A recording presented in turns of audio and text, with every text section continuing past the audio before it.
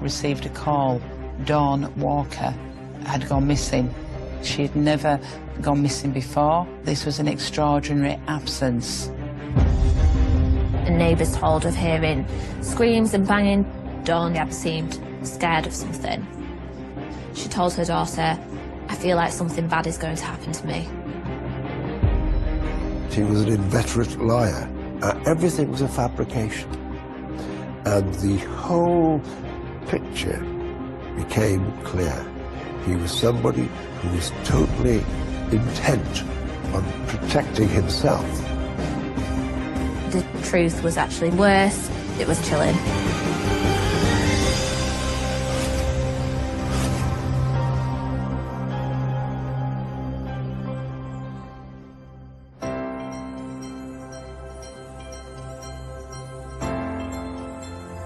Three miles east of Halifax in West Yorkshire lies the charming village of Lightcliffe. It's a nice, close-knit community, it's friendly, everyone knows the neighbours, it's quite residential, family-orientated. So I've lived in Lightcliffe for around 4 years, 4 or 5 years, and my wife's lived here all her life. It's just a very nice feel, close to everywhere you want to be, near to Leeds, near Huddersfield. It's just got everything that you want. So I'd say it's very much a place where people would move to, so it's definitely a sought-after place to want to live, yeah. It's very much a place where, you know, if you're walking down the road and you see someone even in the car or walking, you'd say hello and you'd even stop and have a natter with them. It is Lightcliffe where Dawn Walker and Thomas Nutt decide to settle down together. Dawn and Thomas met in 2019 and formed a very strong relationship. Dawn Walker, aged 52, was the mother of 3 children. He was a little bit younger than she was. Thomas, aged 45, was a scrap metal dealer, very friendly chap when he dealt with persons in the street or neighbours or anything of that nature. He was one of the boys, we'll say. I understand that he and Dawn had met through Facebook. They moved in together and were living in the current house for about 2 years. They had a pretty stable, happy-go-lucky relationship, and they were going to be married. Thomas and Dawn had been together for 3 years, and then they married on the 27th of October. Dawn and Thomas got married in Brighouse, and they had a party in the local pub that evening. And in fact, it was a happy affair with about 20 people present. And they were in good spirits. They had planned the next day to go to Skegness. There was a plan to go on honeymoon after the marriage, and the arrangement was they would go in the caravan, which Thomas owned.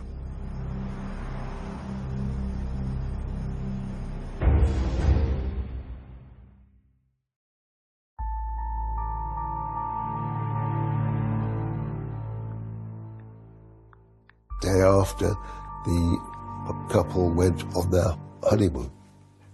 The daughters of Dawn received messages from her about what was going on, that they were having a good time.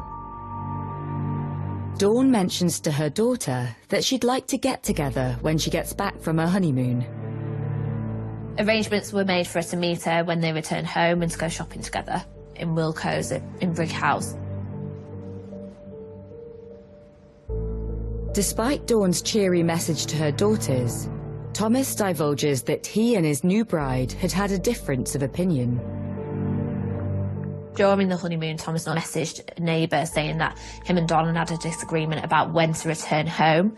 He claimed he wanted to return home for Halloween for her grandson, and she was not happy, and he also texted a neighbour to say that he had to please the wife.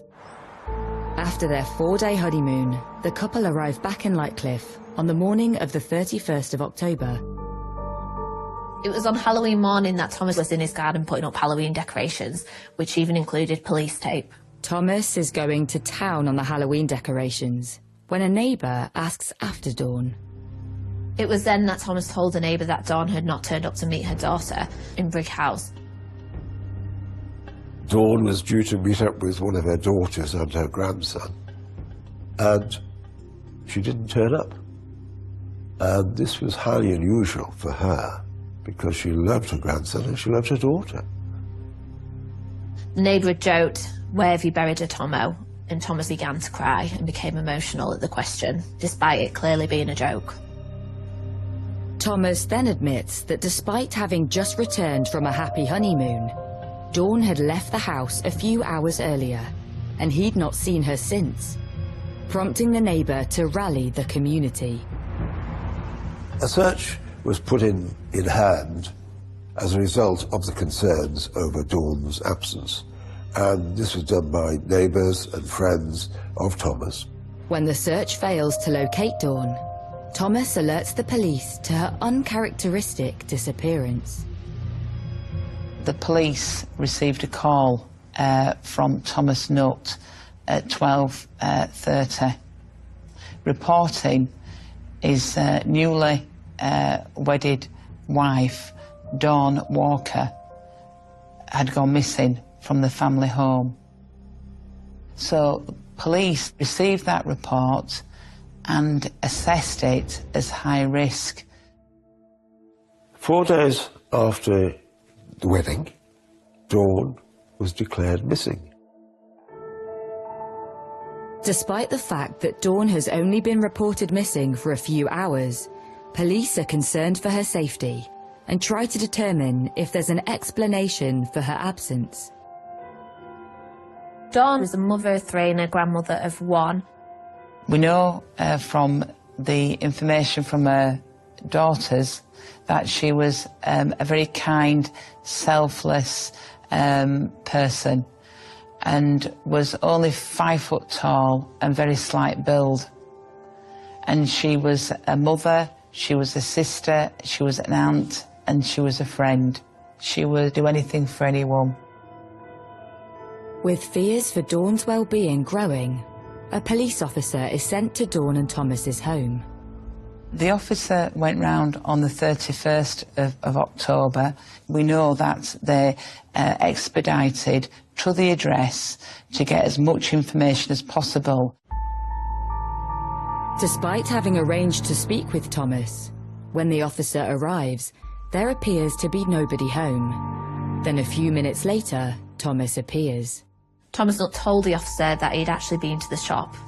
The police officer noted that Thomas Nutt was sweating at the time. Thomas explains he'd nipped out and, realising the time, had rushed home to meet the police officer. And that was one of the reasons why Thomas said he was sweating, because he was running. When the police officer carried out the initial inquiry with Thomas Nutt, he spent over an hour with him. Thomas told the police officer that his wife, Dawn, was a little bit agitated because of her mental condition. A concerned Thomas discloses to the police officer that he believes that Dawn had been failing to take her medication. He was concerned because he said that Dawn suffered from bipolar and depression. When the police officer leaves, Thomas calls upon a neighbour to help him resume the search for Dawn. They go to a graveyard where the couple would often walk.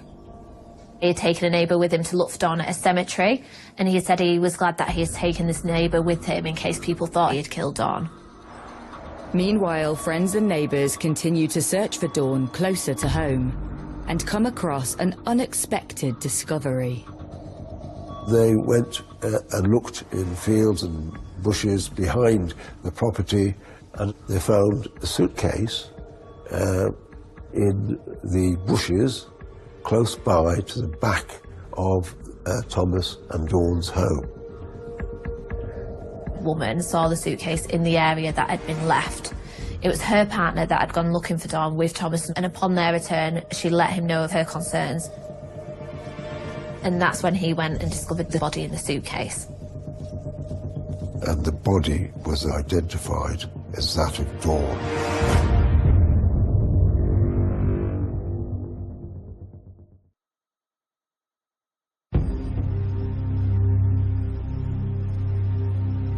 Lightcliffe, West Yorkshire. 4 days after her wedding to Thomas Nutt, locals have been searching for his missing bride, Dawn Walker. And the search ended with the discovery of a suitcase in the bushes, and that suitcase contained a body. And the body was eventually identified as that of Dawn. Halloween, I mean, at first you think it's a joke, and then the more people talk about it, and then when it did come about that, you know, there was a body there, that's when you just think, wow, it's really serious sort of stuff, you know. This was clearly not a missing persons case. It was a murder investigation, and the police set about dealing with it as best they could, as quickly as they could. Detectives scrutinised Dawn's movements in the days leading up to her disappearance. Since Dawn and Thomas had been out of town on honeymoon, neighbours report last seeing Dawn at her wedding reception. Dawn and Tommy left the party at 10:20 or thereabouts, picked up by a taxi and taken home. It took 6 minutes to get back to their home, and they alighted from the taxi and went into the house. The police contacted the taxi driver after the event, and he confirmed that there appeared to be a happy atmosphere in the taxi after he picked them up. Obviously they had been drinking, but there seemed to be a good, happy relationship. We know Dawn arrived back home on their wedding night. She was spotted on CCTV. It was just after midnight that Thomas Nutt was seen leaving the house again. He was seen actually going to a cash point, and as he went up to the cash point, he pulled up his hoodie so he couldn't actually be seen facially, and he drew out £200 cash from that cash point. That was drawn out on Dawn's card. At 1 a.m, he was spotted in the family's back garden, and then at 5:30 a.m, he was observed by a neighbour having a cigarette on the back step as well. As police look more closely at Dawn's new husband, a worrying picture starts to emerge. Thomas Nutt had been violent towards a previous partner who had become controlling with, not letting her leave the house. In July 2020, Dawn had actually messaged ex-partner of Thomas Nutt's to find out why she had a restraining order put in against him. Nutt had claimed that it was because the woman had cheated on him, but the truth was actually very horrific. The relationship Thomas Nutt had with the woman was marred by violence. So this is an individual who is using their physique and their physical dominance to dominate and impose their will by means of verbal abuse and physical abuse. She actually made Dawn aware of Thomas's behaviour patterns, and she actually had a Facebook dialogue with Dawn, trying to warn her about Thomas's conduct and behaviour. Notwithstanding that, Dawn did stick with the man she loved. The woman then received a message from Dawn in August 21. Dawn said that Nutt had tried to kill her and had bruised her face and tried to suffocate her, but panicked when he saw all the blood. Dawn's friends and family paint a sinister picture of her new husband, Thomas Nutt. By all reports, they had a relationship which was abusive. Family members will say that he was controlling. We know that the family were isolated from Dawn, and that Nutt led Dawn to believe that he was the only person that she needed, her protector, her husband, and that she did not need any other relationships. That is completely the modus operandi of a domestic violence perpetrator. As a result of the investigations made by the police, it became clear that Thomas Nutt was a very possessive man, and he was very, very jealous of Dawn, and he controlled her. He was coercive in his general behaviour towards her. He wanted his own way, and if he didn't get it, it would seem he resorted to violence. They've had previous domestic history in the past. One neighbour says they heard Tomo get off me. And neighbours told of hearing screams and banging before. One of the neighbours went to the house and banged on the door because he could hear screaming that he'd never heard from a lady before. That level of screaming. And Thomas answered the door and said, "Oh, she's not well.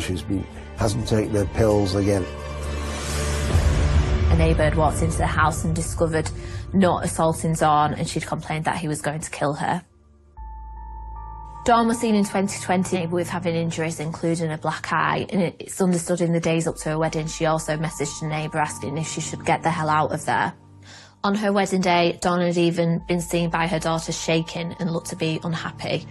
She told her, "I feel like something bad is going to happen." On what was supposed to be her happiest day of her life, Dawn seemed scared of something.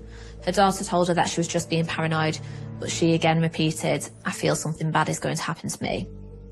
The two then left things as they were and continued to prepare for the day. Police systems tell us that there has been reports of domestic violence. Only 12 months ago, Dawn Walker took the courageous step in reporting Nutt for domestic abuse towards her. We know that this led to the police and Crown Prosecution Service not only charging Nutt but also remanding Nutt. Usually when somebody is remanded in custody, they pose a threat to other people. So that was a real courageous step that Dawn took, and she wouldn't have taken it lightly, but she suffered months and months of abuse prior to that. Dawn reported Thomas to the police because he beat her up, and she was badly injured facially, and she alleged that he treated her badly sexually. We know Dawn urged police to drop the charges because Dawn did not want to prosecute, and there wasn't enough independent evidence. The case was discontinued. But we don't know if there was any contact between Nutt and Dawn during the period he was incarcerated. But we do know she felt compelled to withdraw those charges. Eventually, when he was released, he then moved in back with her, and she continued to happily or unhappily live with him. Because Dawn was in a controlling and coercive relationship, he was then able to wiggle his way into the house and the home and her heart again. In an unexpected turn of events, detectives are contacted by Thomas Nutt's brief. It's during this time that officers received a call from a solicitor who had said that a man called Thomas Nutt was going to hand himself into the police station. He handed himself in to police at Halifax Police Station on the afternoon of the 31st of October, having previously, only hours earlier, reported Dawn missing. Thomas decided, with some reluctance it would seem, to go to the police station and to give an account of what had happened.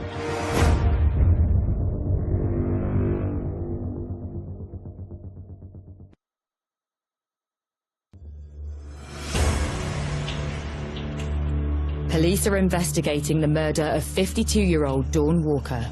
They have discovered that her new husband, Thomas Nutt, has a history of domestic abuse. In a surprise move, he has handed himself into police, keen to give his account of how events unfolded when they returned from their honeymoon.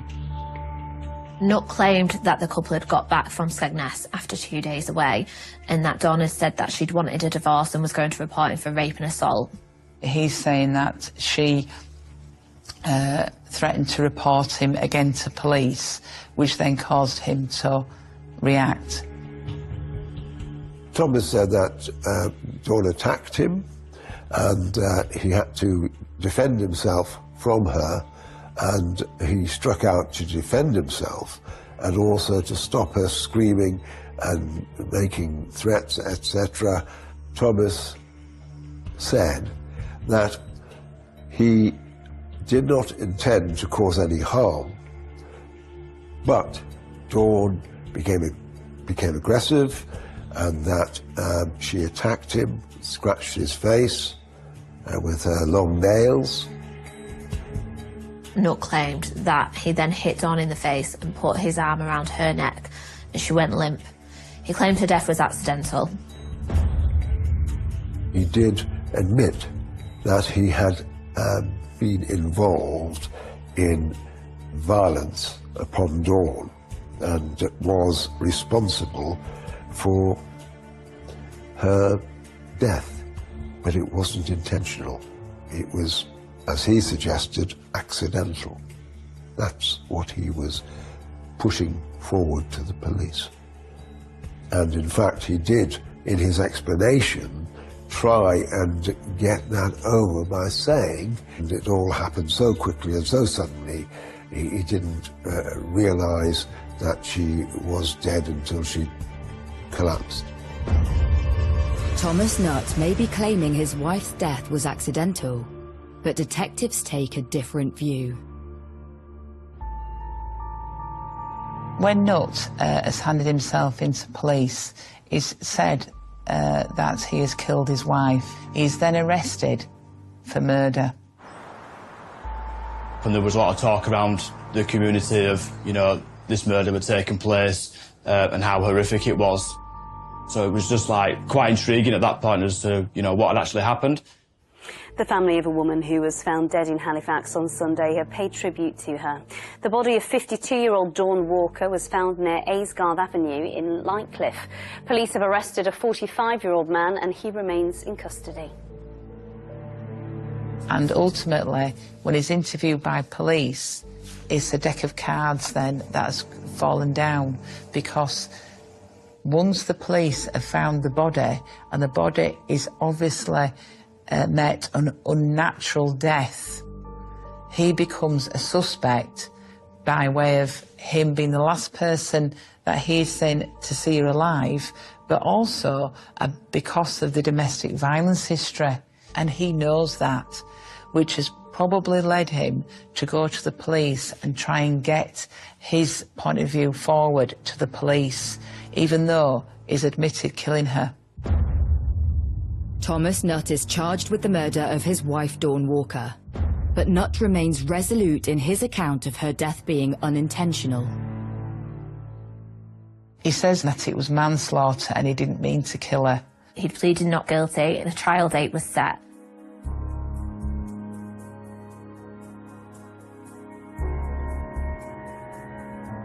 Thomas admitted manslaughter, that he didn't intend to cause her serious bodily harm, and that although he used force upon her, there was no intent to kill. And that was why the prosecution quite properly said, no, we're not prepared to accept that plea to manslaughter, but went ahead with a trial on the charge of murder. Thomas maintained that he only reacted to Dawn when she lost her temper, she attacked him, and he had to restrain her. And that is why he was prepared to maintain a plea to manslaughter. Nutt's defence that Dawn was attacking him is immediately put under doubt when he walks into the courtroom. Nutt is an imposing physical person, and we know that Dawn was only 5 foot tall and very slight build. So this is an individual who enjoys and likes to impose his dominance over women. And he was never going to argue that she overpowered him or she threatened him because of the difference in stature. He says that he didn't mean to kill her, but he would say that the size of the man to cause physical injury to her and then to apply such pressure on her throat to kill her that there would be an intent to murder. Nutt's attitude in the dock does little to endear him to the jury. During the trial, Nutt seemed disinterested, which, given the gravity and detail of the horrific crime, is disgraceful. He appeared cool, calm and collected, and you think, how can a person do this? Appear in the dock, know they're facing a life sentence, and just act so nonchalant about it. The prosecution revealed to the jury what they claimed to be Nutt's web of lies, starting with the honeymoon to Skegness.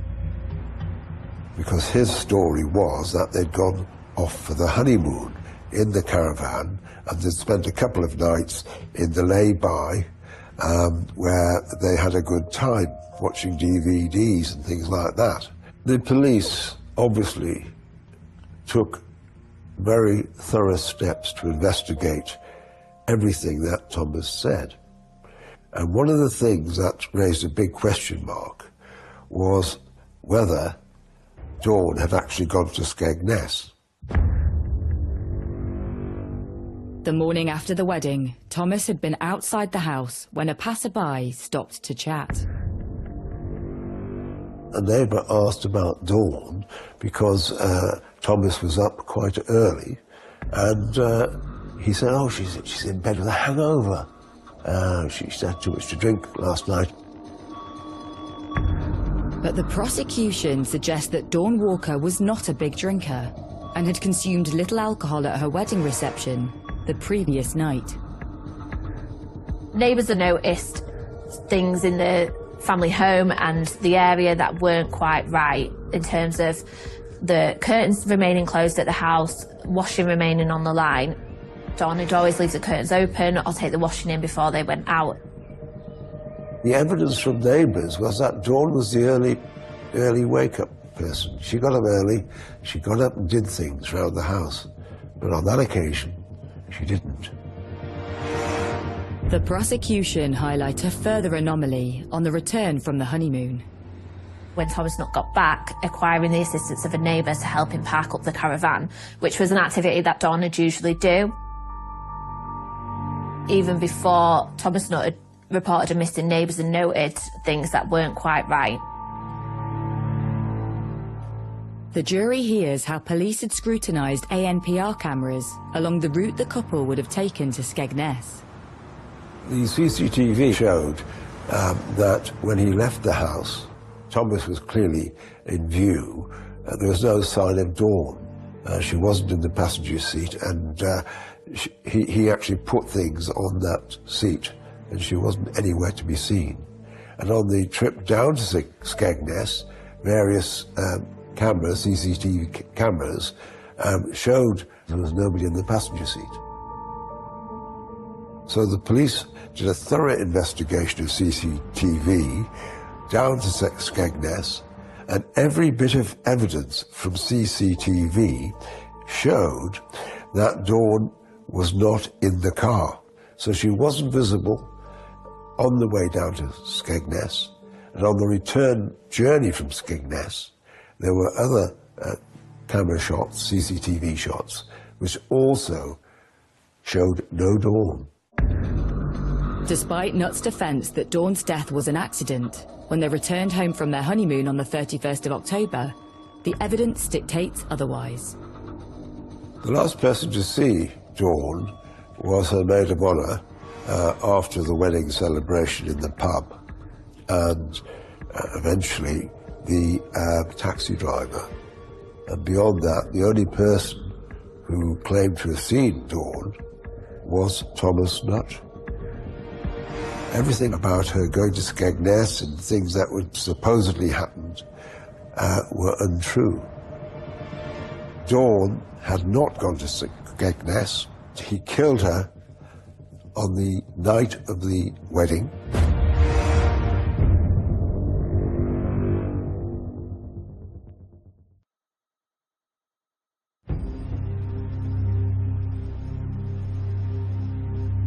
Thomas Nutt is standing trial, accused of the murder of his new wife, Dawn Walker. The prosecution are claiming that he killed her on their wedding night. We know Dawn was last seen on CCTV showing her and Thomas Nutt arriving home after their wedding. This was just after midnight, and she could be seen on the CCTV getting out of a taxi and arriving home. So we knew she'd arrived home, but she was not seen again after that. But Thomas Nutt maintains that he and Dawn enjoyed their honeymoon together, and that while away, Dawn was even messaging her daughters. There's an expectation that he goes on honeymoon, and there's also an expectation that she will want to speak to family and friends. We know that when he was in the caravan, that he communicated purporting to be Dawn to a daughter. Again, all knowing that he had already killed her mother. We know that on the 30th of October, he again, purporting to be Dawn, messaged and contacted the daughter, asking to meet up in Brighouse the following day. Again, keeping that pretence up that she's alive. Thomas Nutt has said he'd killed Dawn on the 30th, but she had not actually been seen since the night of her wedding. He probably said that he'd killed her on the 30th because it was less time, and also he's not been preventing a lawful burial for as long as he would have been had he fessed up to killing her on the 27th. Having killed her on the night of the wedding, Nutt goes ahead with their planned 3-day honeymoon to Skegness. Because it's a spontaneous act, he's now thinking, what do I do? And from that moment on, he's then now got to deal with the fact that he's a newly married man. There's an expectation that he goes on honeymoon. How does he explain her absence? And indeed, if he has to speak to the police and undergo scrutiny, how will that bear out? What will he say? All the while, he's having to react and think on the spot, which is why I believe he went to the caravan in Skegness to give himself some thinking time. But instead of parking up in a caravan park, Nutt took the safer option of an isolated lay-by. I believe the motive for that is it's better to take to a lay-by than a concentrated campsite where there's more people going to sort of find out that actually she wasn't with you. On his return from the honeymoon, and having bought some thinking time, Nutt reports his wife missing. It's understood that when he reported her missing, Dawn's body was still in the house. He says that he put her in a cupboard in the kitchen. Bodies decompose according to the temperature in the environment that they're left, and also what they're left in, whether it's, if it's in mud, grass, where you've got animals, that can then obviously affect the body. But what we believe is that Dawn was in the house, so she was protected from the elements.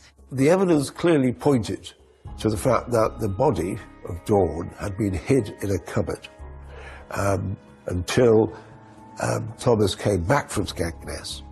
And it was only following his return, when the issues of her going missing became apparent, that he perhaps panicked and he decided to hide the body. And that's when he stuffed her body into the suitcase and pushed it over his garden in the back field. But the most damning evidence yet is CCTV retrieved from Thomas and Dawn's own home on the day he reported her missing. CCTV was obtained which showed Nutt taking a heavy object believed to be a suitcase with wheels. We now believe that had Dawn's body inside and dragging the suitcase out of the back garden. Nutt is an imposing character and is an imposing frame. Even for his size, to drag a body in a suitcase would have taken great strength and great effort. So the deposition site of the body would always going to be nearby. And the prosecution suggests that the place selected to leave Dawn's body was chosen by Nutt in order to avoid detection. When you're dragging such a heavy object and it's in an unnatural way down a street or across a field, the chances of you being exposed or seen by a dog walker or a neighbour or a member of the community as being out of the ordinary is that bit greater. Because when he had dragged the body to the deposition site, he'd already reported Dawn missing. There is a further revelation in the time of day this footage was filmed. CCTV captured him returning just in time for an officer to speak with him about Dawn's missing person case. The police officer noted that Thomas Nutt was sweating at the time. Thomas Nutt told the officer that he had been to the shop. It was after the PC left that Thomas Nutt was then seen on CCTV going back into his garden to conceal the marks left by the suitcase. It was broad daylight that Thomas Nutt decided to move Dawn's body and put it in an area behind the couple's home. The defence raised questions as to why Nutt would take such a risk, but the prosecution have a compelling theory. So after Thomas Nutt had reported Dawn missing, he was made aware that a visit would be made by an officer, and it was then that he began to panic that they would discover Dawn's body. Thomas Nutt got rid of her body because he knew the police were going to search for his house. It is Dawn Walker's post-mortem results that expose the most disturbing details in the case against Thomas Nutt. Dawn had suffered significant injuries before and after her death. Before death, she had received injuries to her face, including a laceration and bruising. Dawn had been strangled. The damage to the neck had been caused with considerable force. After her death, she'd received injuries to her ribs, including fractures and breaks, which was significant as they suggested that she had been put into the suitcase after her death. She was a 5-foot lady, and he broke her legs to get her into that suitcase, which showed a complete disrespect for his wife, who he'd murdered or killed, as he would say, accidentally. So there will have been rigor mortis from Dawn, which explains why Nutt had to break her legs and such like to squeeze her into the suitcase, because her body would have been stiff, but she suffered immensely by the sounds of it. With all the details of the investigation now laid before the court, it is down to the jury to decide if Thomas Nutt is guilty of murder or the lesser charge of manslaughter. It is very difficult to determine what goes through the mind of a person when they are attacking somebody else. Was he intending to kill? Was he wanting to harm her in such a way that she would never recover? Was he just a violent person who lost his temper? Was he a narcissist who couldn't tolerate being challenged? Was he a psychopath? Who knows what was in his mind? Who knows what drove him? The jury was sent out on the 10th of August shortly after 10 a.m. and returned at 2:30. They'd unanimously reached a verdict of guilty for murder. He sat at the back of the court listening to everything, and then when he was found guilty, it said an expletive to the judge and showed absolutely no remorse whatsoever. The judge summed up to say that he was a bully and that he was a threat to women, and that he'd used his physicality to impose his will on women. The West Yorkshire man who killed his wife on their wedding night and stuffed her body into a suitcase has been jailed for life. A warning: you may find the following video distressing. Police have released CCTV footage showing 46-year-old Thomas Nutt with the suitcase before he dumped Dawn Walker's body in bushes behind their home in Lightcliffe near Halifax. Nutt had strangled the 52-year-old just hours after they were married. Thomas Nutt was handed a life sentence with a minimum term of 22 years, less time spent on remand in custody. He was told by the judge that he would spend 21 years behind bars before going before the parole board, who will determine whether he is safe to be released. The judge said Dawn had been subjected to domestic violence throughout the course of their relationship. Everything was a fabrication, and the whole picture became clear. That Thomas was an inveterate liar. He was somebody who was totally intent on protecting himself, having killed Dawn, and kept it up until, in fact, the last minute, until, of course, he was exposed as a liar and a murderer. The way this case played out was one of the worst cases of domestic violence that I've seen in my career. In particular, the way that Thomas Nutt treated his wife after she died, his disregard for her and her dignity overplayed anything else. He had no compassion and no remorse for what he'd done. What I would do is to urge anyone who is listening to Dawn's story and other countless victims of abuse to come forward, report to the police. You are not alone. There is a wealth of support out there for you. The court heard statements from both Dawn's daughter and her sister. Dawn's daughter said she lost a part of her when she got the call saying that her mum's body had been discovered. She described Dawn as a beautiful soul and said she had lost her greatest support.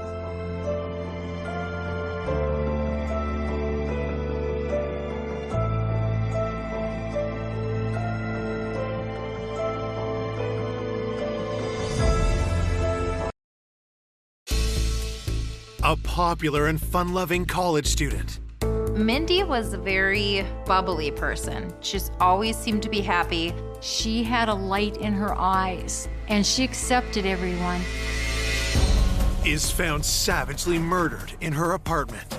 There was a belt wrapped around her neck and appeared to be a broken-off knife still stuck in her throat.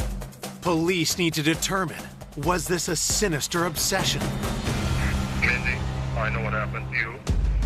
God picked the beautiful flower.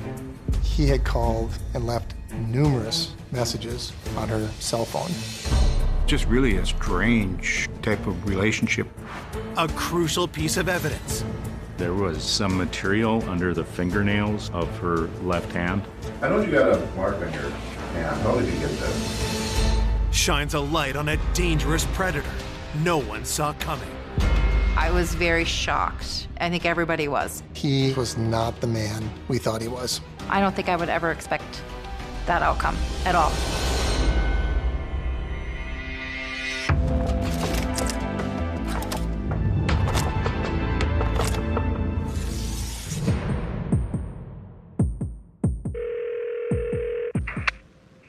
Hey Mindy, it's Danny.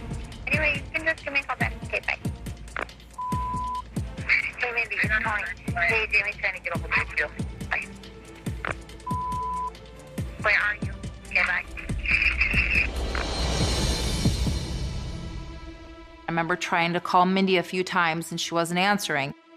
So me and my friend Danielle drove and parked in front of her apartment across the street. I ran inside I knocked on the door and there was no answer, and it wasn't locked.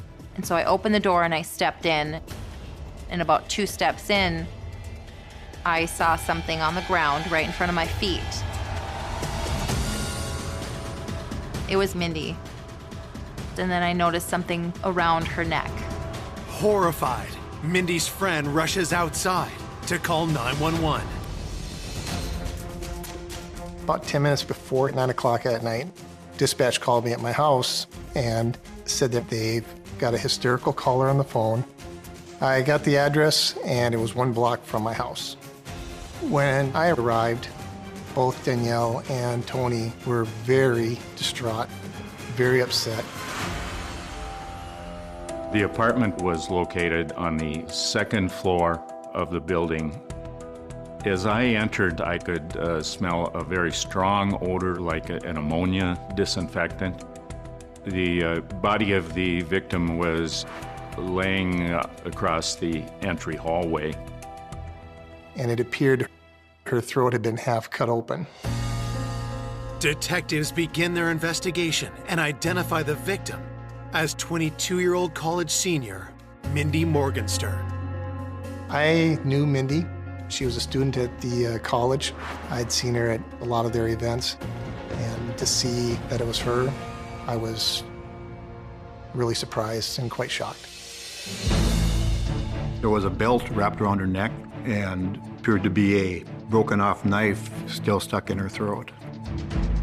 It appeared that the belt was applied to the neck prior to the neck being cut. Investigators find an empty bottle of disinfectant beside the body. Somebody had poured the disinfectant over her body, possibly trying to destroy any type of evidence. The killer tried to cover their tracks, but investigators find something they missed. There was some material under the fingernails of her left hand where possibly Mindy had scratched her assailant. We felt that this was going to be a DNA forensic type case based on materials that were found on Mindy's fingernails. And to preserve that, the hands are placed in bags for autopsy. She had a purse around her right arm. Her wallet was laying just outside of the purse. It didn't appear that they'd been gone through or anything removed from them. There was clean laundry around the body and a laundry basket. It almost appeared as if she was attacked as she was going in the door with that laundry. It did not look like the apartment had been ransacked or gone through, so it didn't appear that theft was a motive in this killing. There was no sign of any forced entry into the apartment. It told us that the person was either in her apartment or followed her in. Her cell phone was located, and the first missed call on that phone was at 12:47 p.m. on September 13th. That gave us some indication as to what time the attack may have occurred. By 10 p.m., more than 9 hours after the first missed call, detectives have little to go on as they work into the night at the crime scene. When we first left the scene the following morning, we had no clear indication of who may have done this. Police reach Mindy's sister to inform her of the murder, and she delivers the tragic news to her parents. The front doorbell rang.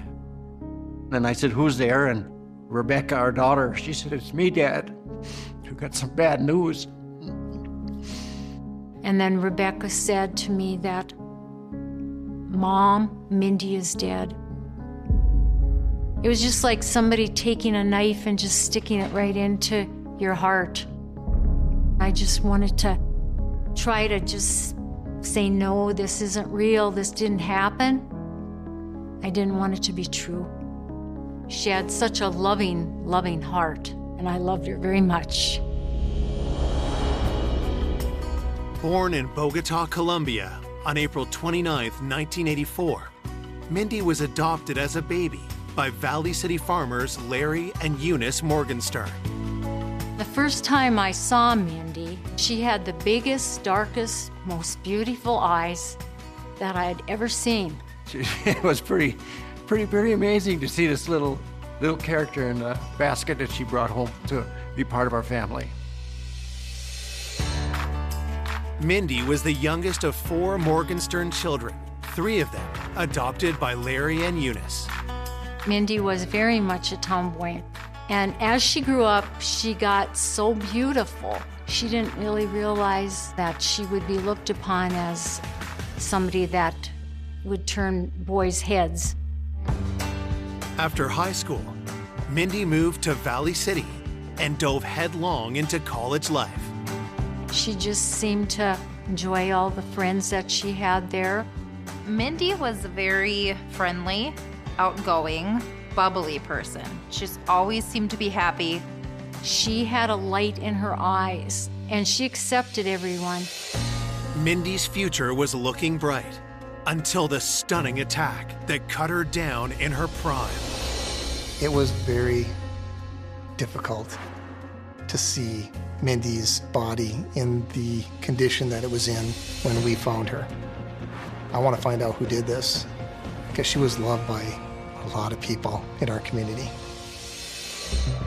Back at the crime scene, Mindy's 2 friends tell detectives they weren't the only ones to see Mindy's body.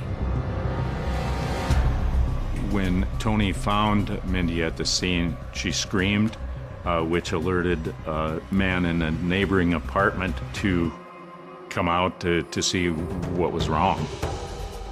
He was there when I first entered the apartment complex, and they showed me where Mindy was located. He told investigators that he checked for a pulse using the back of his hand to not leave any fingerprints on the victim.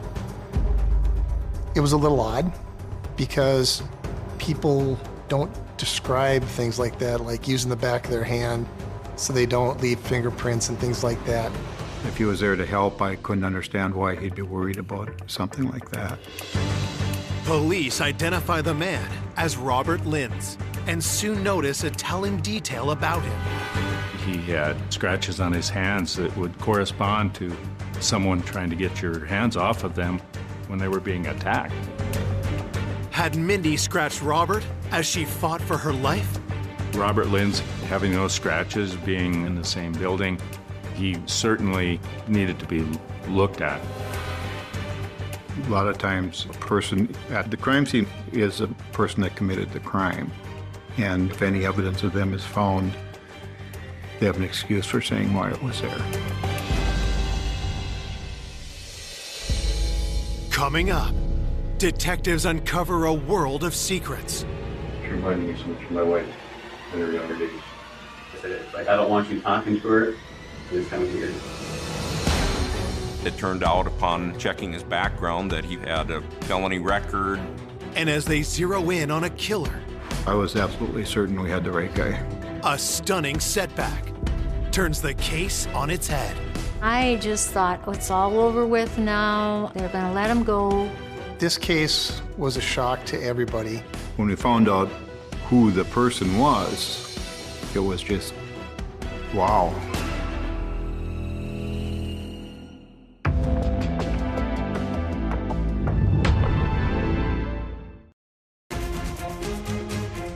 Police investigating the murder of 22-year-old college student Mindy Morgenstern have just identified their first suspect, her neighbor, Robert Linz.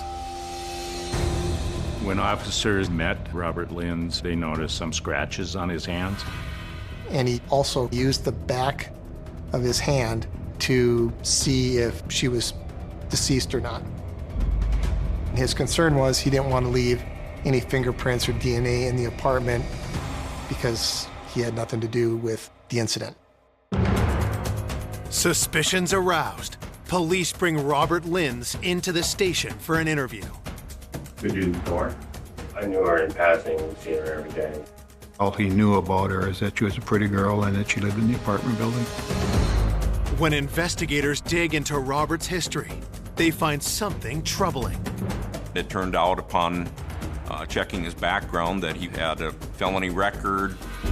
I got popped, let's see, with a strong car, heavy gun. My original sentence was 2 years and 8 months. Robert Lenz was in the criminal system out in California. He's street smart, and he knew not to leave fingerprints at a crime scene. Detectives ask Robert how he got the scratches on his hands. All your hands are really cut up and stuff. Is that normal from work? Yeah, this is an everyday thing. Handling steel and stuff? Yeah, all day long, steel. I get cut pretty bad, constantly. He claimed he worked at a place where they built steel buildings and stuff like that, and he got the bruises on his hands from his job. Police cut to the chase and ask Robert where he was on the day Mindy was murdered. No, it wasn't anything out of the ordinary, regular day work. What time do you usually start? I'm there like 5 minutes to 7. Robert Lenz told investigators that he had been at work that day from 7 in the morning, and he didn't arrive home to his apartment until about 5:30. We talked to his employer. He did work all day. He did work with steel, so it's very easy for him to cut his hands. So there was really nothing to put him at that apartment at the time the crime occurred. Still, police aren't ready to rule out Robert just yet. We asked him to provide DNA sample, which he agreed to. While they await DNA test results, police canvass Mindy's neighbors. We were looking for anybody that might have seen something, heard something, so we can get a better timeline as far as when this might have happened. While going door to door, investigators are pleased to see a familiar face. As I was collecting statements outside, I saw Mo Gibbs. He had been living in the apartment building with his wife and stepdaughter. Mo works at the Barnes County Jail, and due to the fact that he was a correctional officer, I would run into him quite often while he was working. And I also knew Mo because we played on the co-ed softball tournament together. A guy in his position probably would be an excellent witness if he had seen or heard anything. Mo Gibbs said that he knew Mindy as a person that lived in the building. He had seen her come and go. The investigator asks Mo if he noticed anything unusual that afternoon. Mo had said that he went with his wife and stepdaughter for lunch, then came back to the apartment at about 12:45 and started packing and loading boxes as he and his wife were going to be moving out of the apartment. He mentioned that when he went into the apartment complex, he could smell a strong, distinct odor of a disinfectant. Other than that, he claimed that he didn't hear or see anything. So we were working with a timeline between the first missed call at 12:47 p.m. and the disinfectant being smelled shortly after 1 o'clock p.m. So we figured she probably was deceased prior to 1 o'clock in the afternoon.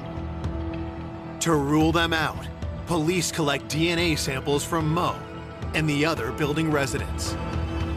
All the DNA samples taken during our interviews were sent to the state crime lab.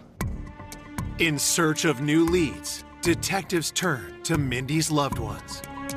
I just didn't think there was anybody that would want to do anything like that to her. Investigators push Mindy's parents to think hard about anyone who might have had a problem with her. Mindy's mother mentioned that Tony had had this boyfriend that wasn't such a nice person. His name was James. I was dating James Robinson at the time, and he was doing some bad things, and I was taking the brunt of it. And Mindy didn't really care for him because she had known that there was times that it got pretty scary. Mindy did bring him up at one time, something about him being on drugs or something. Mindy was trying to get Tony to quit seeing James, and that may give him some reason to hold a grudge against Mindy. This James Robinson didn't look like he wanted his girlfriend, Tony, to be friends with Mindy.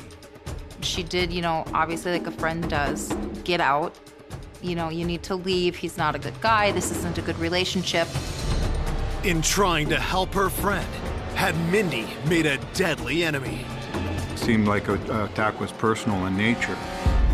It made me think that maybe this guy had something to do with her death.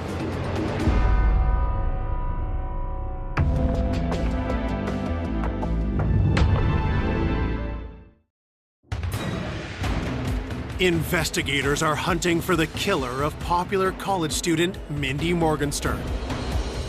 They now suspect James Robinson, who may have held a grudge against Mindy for trying to turn his girlfriend Tony against him.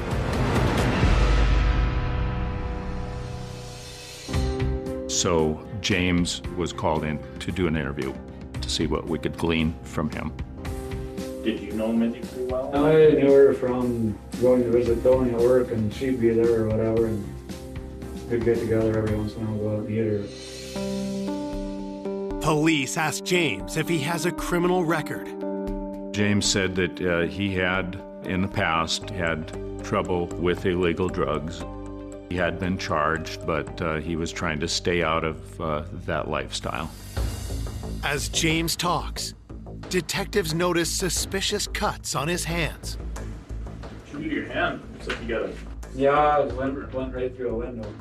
Blood like something fierce. Looks pretty fresh.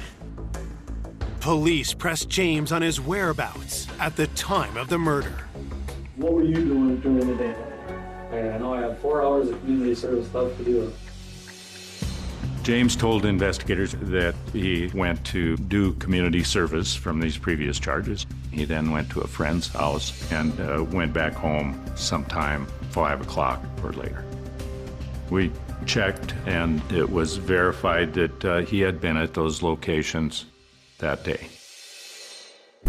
Even though James's alibi checks out, investigators collect a DNA sample in order to officially rule him out. As they review evidence from the crime scene, autopsy results arrive.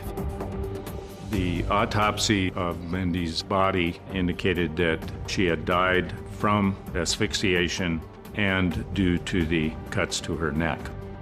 There was no indication that Mindy had been sexually assaulted. Still awaiting results on DNA collected from Mindy's fingernails, detectives turn to her coworkers for new leads. Mindy had been working at a restaurant in Valley City as a waitstaff. It was important to interview Mindy's coworkers and see if they knew of anyone unusual in the restaurant that stood out to them. There was a man that lived in a motor home across the street from the restaurant. Mindy told coworkers that he made her feel really uneasy, and he was always in there bothering them. So hearing that information, we decided to interview him. What's your full name? Ralph Albert Walter. So how long have you been in Valley City? Well, I don't know. You could say I'm a drifter, but Mr. Walters didn't have any ties to the area, just kind of an odd character. You remember anything particular you did on Wednesday? oh, that was the day that can change the oil in the motorhome. He really didn't have a good alibi for when Mindy was murdered. Just as with previous suspects, detectives spot a potentially damning clue. I know you got a mark on your hand. How did you get that? When I put that oil filter on. Have you had any type of altercation or disagreements in any of the restaurants with anybody? I can't think of any. He claimed he never bothered anybody in the restaurant where Mindy worked. Claimed he didn't know who she was. But Mindy's coworkers tell a different story. They all said that he was in there quite often. Mr. Walters would have seen her coming and going at least. Would that give him a reason to follow her? We really didn't know at that point. Red flags were waving, of course, but I was real careful not to jump to any conclusions too early on in the investigation. Detectives collect Ralph's DNA and let him go. But they're not ready to clear him just yet. We keep him on the list. We're hoping DNA samples if he was involved, would eventually tie him into it. 2 days after the murder, the wait for answers starts to take a toll on Mindy's family. That was the hard part, not knowing what was going on and what happened and why. It was like living someplace in another world, and you just wanted answers. 3 days into the investigation, detectives catch a break when they find disturbing voicemails left on Mindy's phone after she was dead. You know my number, sweetie. I miss you. I love you. You're my inspiration. Please help me. Please help me, Mindy. I can't continue without you. Please help me. Some way, help me.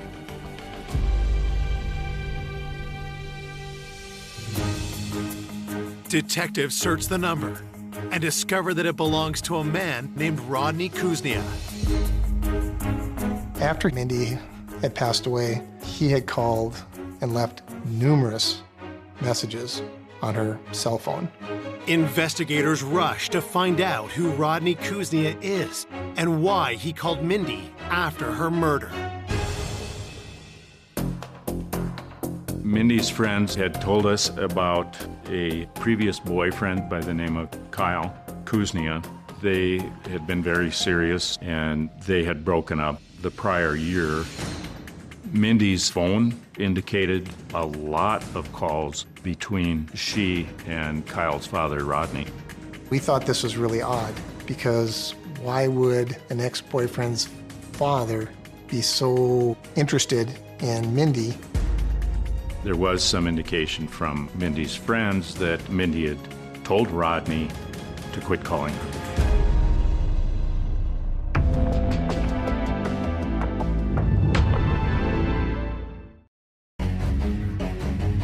It's been 3 days since 22-year-old Mindy Morgenstern was found brutally murdered in her apartment.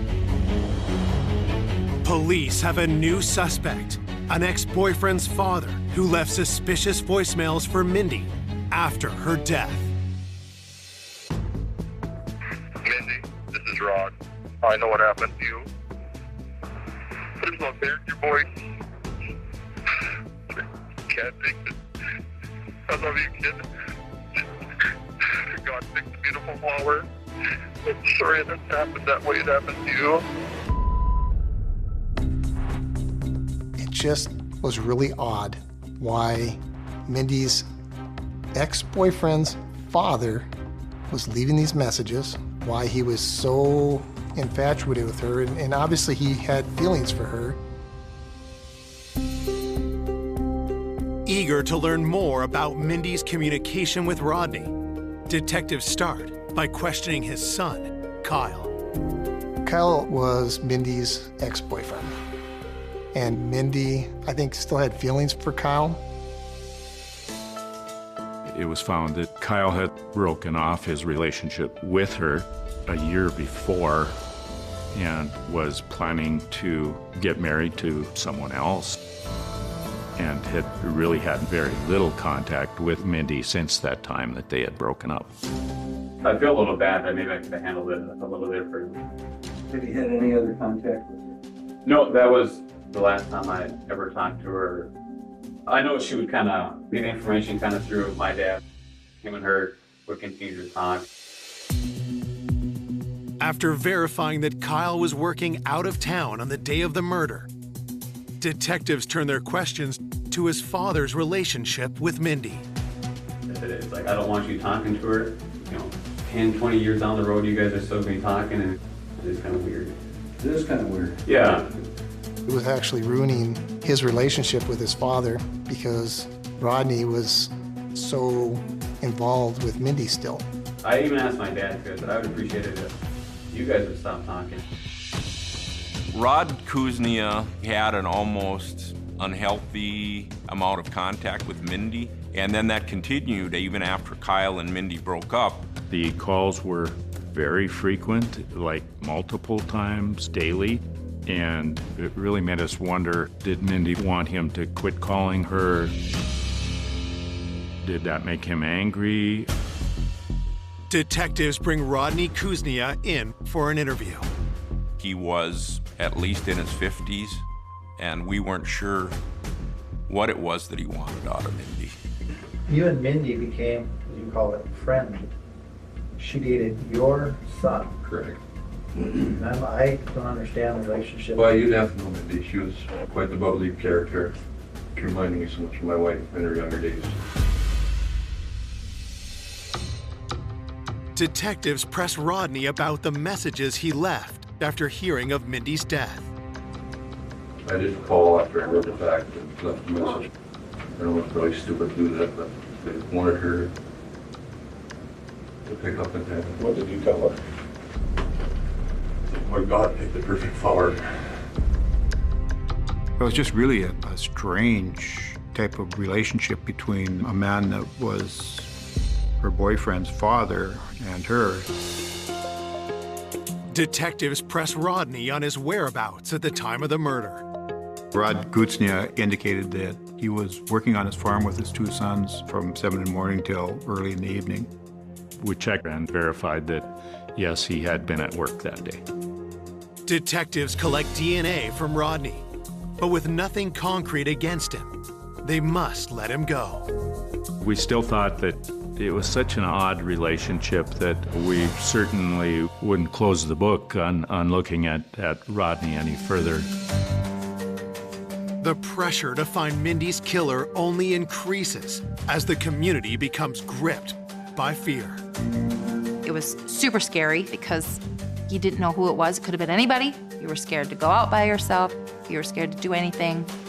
It wasn't safe Little Valley City anymore. 6 days after the murder, Mindy's funeral draws hundreds of mourners. We had the funeral at the high school gym because we didn't think everybody could fit into the church. Well, there was over 500 people at the funeral. The police told us they would have some undercover agents watching because they didn't know for sure if this person was, after her or after us. And you get kind of paranoid of anything like that happening until they finally catch the right person. The day after Mindy's funeral, investigators receive surprising news from the crime lab. The state crime lab called and said that we have a positive match of the DNA. The DNA extracted from under the fingernails of Mindy matched an unsolved brutal sexual assault in Fargo 2 years previously. And when we found out who the person was, it was just kind of silence. Then it was a shock.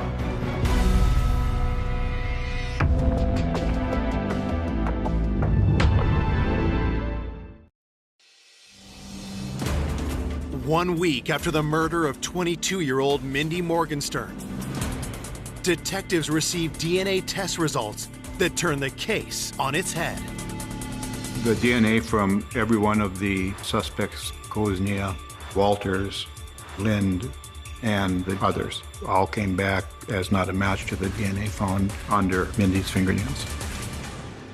I asked, who is it? They told me it was Mo Gibbs. When they got the match, it was just, wow. The DNA match of Mo Gibbs was really unexpected for us. I knew him personally. He was a correctional officer, and it really caught me off guard that somebody in the law enforcement community would have done something like this. When detectives look deep into Mo's background, they discover a hidden past. Mo Gibbs was not the man we thought he was. When we started digging into his background, we had found out that he'd actually changed his name. We found out that he was involved in a drive-by shooting and he had served 5 years in prison. Also, his DNA matched this reported rape in Fargo from 2 years previously.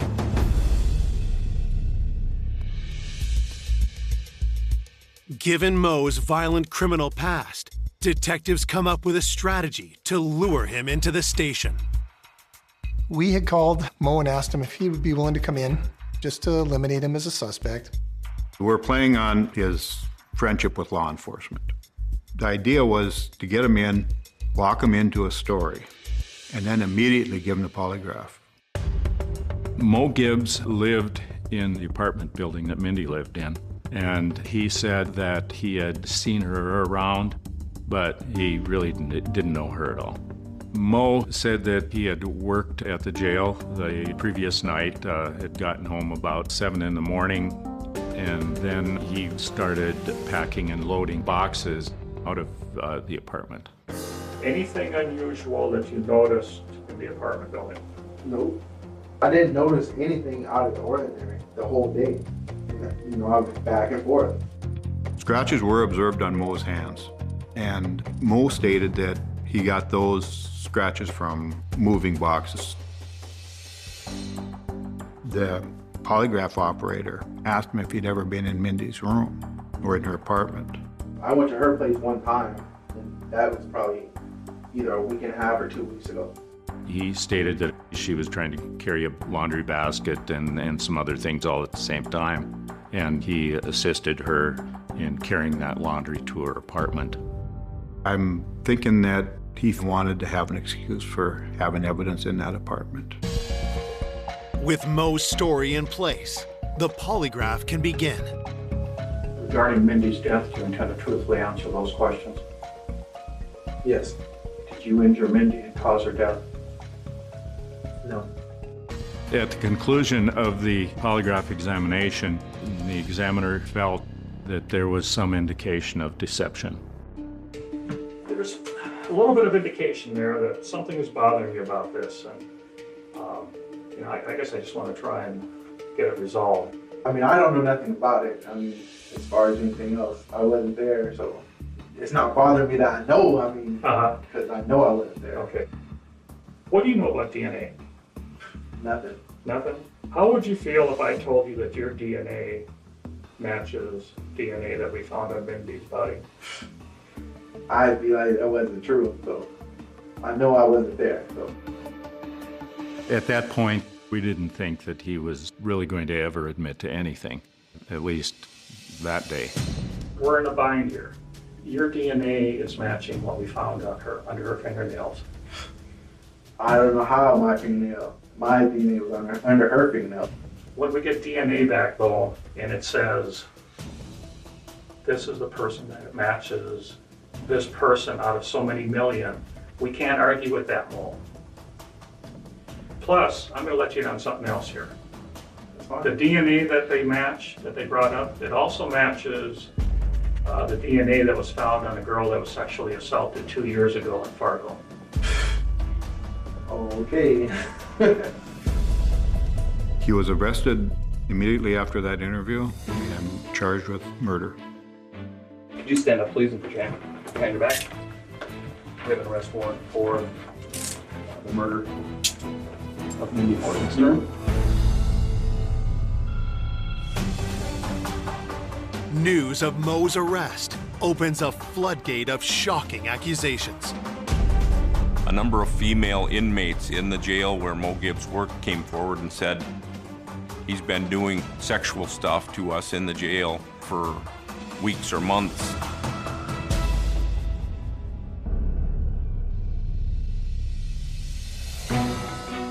Mo is charged with 6 felonies for the sexual assaults and 1 count of first-degree murder.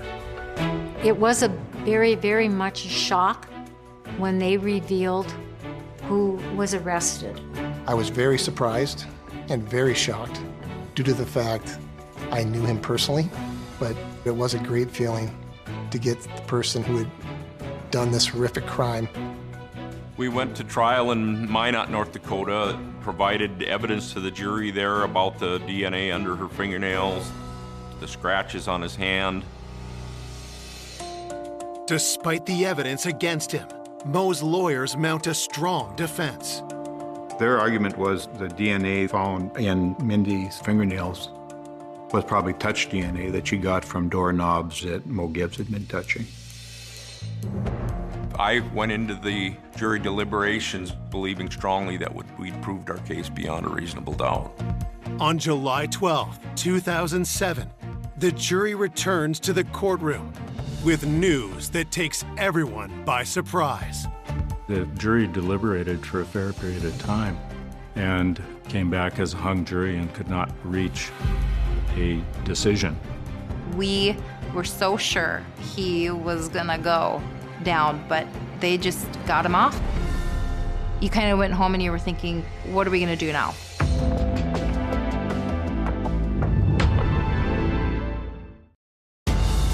Corrections Officer Mo Gibbs has just been tried for the murder of 22-year-old Mindy Morgenstern.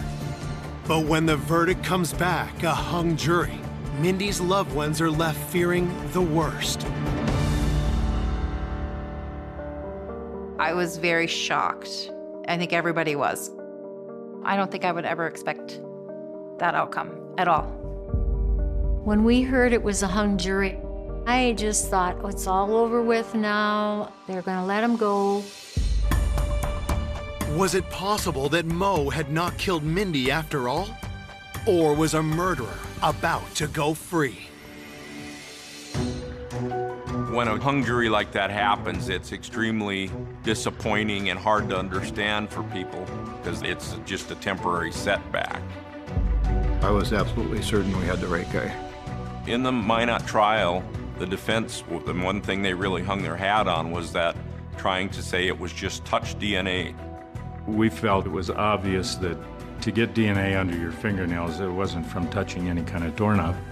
So we wanted to totally rule that out, and we're able to find another expert to help us do that. On October 22nd, 2007, more than a year after Mindy's murder, Mo Gibbs goes on trial for the second time. The expert described this as a vigorous assault. The amount of DNA was not from touching a doorknob or a laundry basket.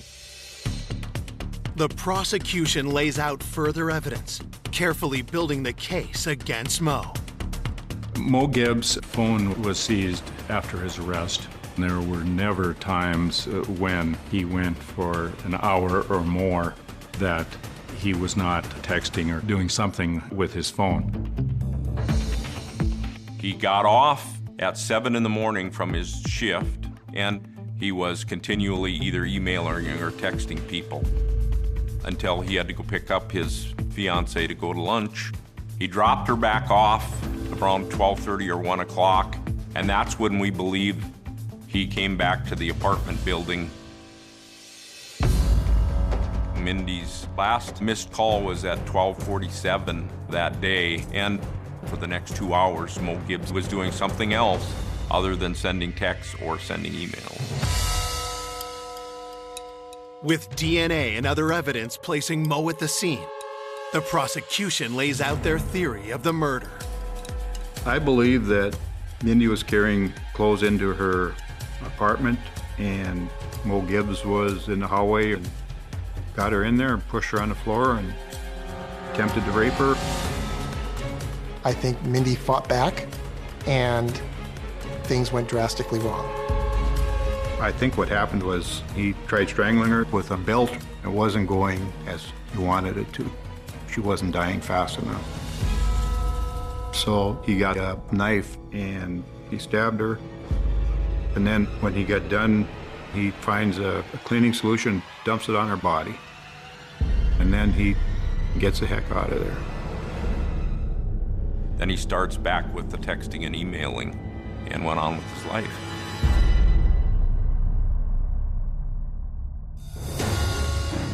As Mo's second murder trial concludes, prosecutors have one final card to play.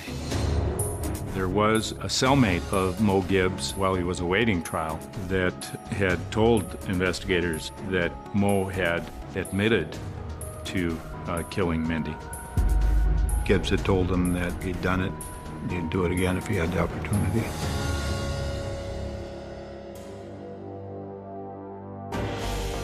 As the jury deliberates for a second time, Mindy's loved ones nervously await the outcome. And I was wondering, what's going on? I wanted to know things. I wanted to hear what was coming out of their mouths. On November 16, 2007, after deliberating for over 27 hours, the jury returns with the verdict. We, the jury, do find the defendant, Mo M. Gibbs, guilty of the crime of murder. For killing Mindy Morgenstern, Mo Gibbs is sentenced to life without parole.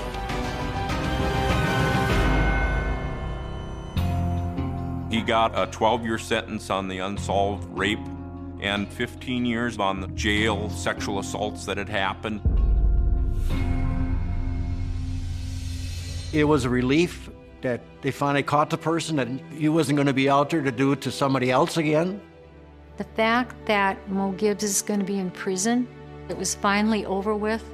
We could finally go on and just try to get through life the rest of the time that we had.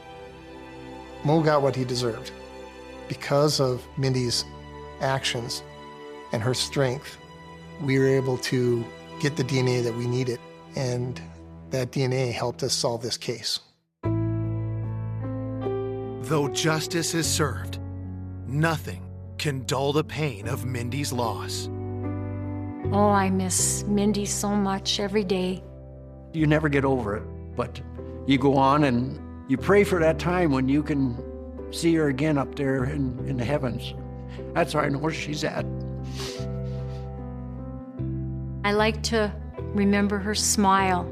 I have a picture of her on my refrigerator, and the light just radiates from her face, and she's so happy. And that's the way I like to remember her.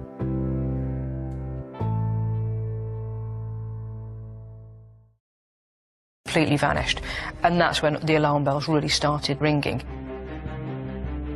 I couldn't sleep, I couldn't eat, because all I was thinking about was, where is my sister? What's happened to my sister? Is she okay? Sarah hadn't been seen for a number of days, and this was investigated as a high-risk missing person. I knew then that it was very serious and Sarah was either hurt or dead. I received a phone call from the officers on the ground to say that they had located a body. Not somewhere that people would have accidentally stumbled across this body. It was designed to be well hidden. They were the actions of somebody who knew exactly what they were doing.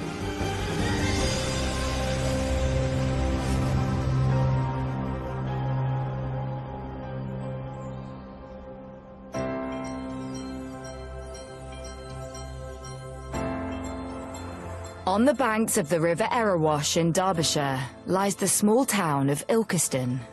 Ilkeston's a mining community. Everyone knows everyone. So when you speak to people on the street, they are just perfectly friendly and they're quite happy to help. Ilkeston has a very strong sense of belonging, and generation after generation of families stay in the area. You've got nice woodland areas where you can go and have a walk. You've got like a hilltop thing where you can sit and you can look out over the fields, which is quite a nice view. And the countryside's really accessible. In fact, like, I can just walk out my flat, go a few minutes, and I can be walking down the canal. It's a beautiful, beautiful area. You go in a cafe, even if you don't know people in there, within seconds, you know, it's like you've known each other for years. You know, it's a lovely place. And everybody helps one another, especially in times of need. I've always said there is nowhere else that I've ever been where the community spirit is like it is here. Ilkeston is the town where 31-year-old Sarah Henshaw chose to raise her two children. Sarah was a much-loved family member and friend within the community. She was a full-time care assistant, going around the community, helping, looking after old people, yeah. Everybody knew Sarah. She always helped people out whenever she had the chance, like helping neighbours in with their shopping. She always helped everybody out. So when nobody has seen Sarah for a few days, her family start to feel uneasy.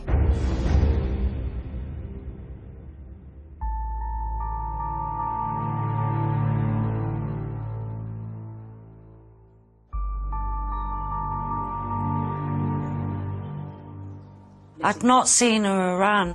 I normally see her go past in my car, or she would come to mine. I'd not seen her. I'd not heard from her. My mum had rang me up to say, keep an eye out for Sarah. She'd rang around, she said she'd rang around everybody she could possibly think of who knew Sarah and where she would be. Nobody had no idea where Sarah was. And then I said, Mum, do you think it's serious? And she said, no, I think she's just gone away for a couple of days. But I said, Mum, Sarah wouldn't even do that. She wouldn't go without the girls. Police were made aware that Sarah hadn't been seen for a number of days, and that was on Friday, the 23rd of June. And this was investigated as a high-risk missing person, and that was as a result of speaking to family members and friends and coming to the conclusion that this was completely out of character for Sarah to be incommunicado with people very close to her. When Sarah's family realised that she has not taken her car, their fears escalate. 3 things she never, ever, ever goes out the house with ever: a kid, a phone and a car. She won't walk down the street only if her car's broke down or if it's got problems, or she'll be in a car. Anywhere she goes, she'll be in a car. She'd been assaulted by somebody unknown to her a few years before, which caused her to drive everywhere in her car. She never went anywhere on foot, very rarely. I said to my mum, Mum, something's not right here. It's not normal for Sarah to go without a car, to leave the keys, to leave the kids. I knew then that it was very serious and Sarah was either hurt or dead. Police need to look into Sarah's life to see if anything can explain her disappearance.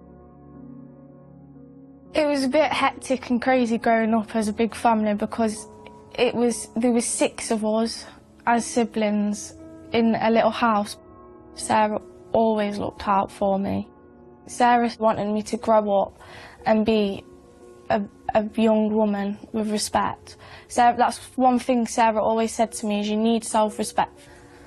And she always taught me to say my please and thank yous all the time, reminded me. Sarah was the main one of the family, and they all looked up to her. And if their siblings needed anything, she'd be there straight away. If anyone upset members of her family, she'd tell them straight. She was a joker as well, like bubbly and joking. You don't know what to expect from her. Laughing, was always laughing, always. Or she, you know, just the way she was. She was so caring, always there for everybody. And I just love laughing with her. She was just so funny, always telling jokes. But yeah, she was just mad. Good mad, like, not bad mad, but yeah. We just was a bit nutty together, to be honest. She was good to me and I was good to her. Sarah loved to have independence. That's all she did. She was a very independent, strong woman, and everybody knew her for that. She didn't like to be seen struggling. She didn't like to ask for help. She did it all by herself. There was nothing significant that stood out regarding Sarah. Her main priority, quite obviously, were her 2 girls and her dog, and creating a home life that was happy and fun. She was clearly well-loved, friendly, vivacious young woman who had the whole of her life in front of her. When we first found out Sarah was missing, family members were contacting all of her friends, anybody who could link to Sarah, who could have seen her, and nobody had. We all was just constantly ringing her phone, hoping she'd turn it on for 5 minutes and maybe reply to one of us, but calls were going to answer phone, messages were going, not sending.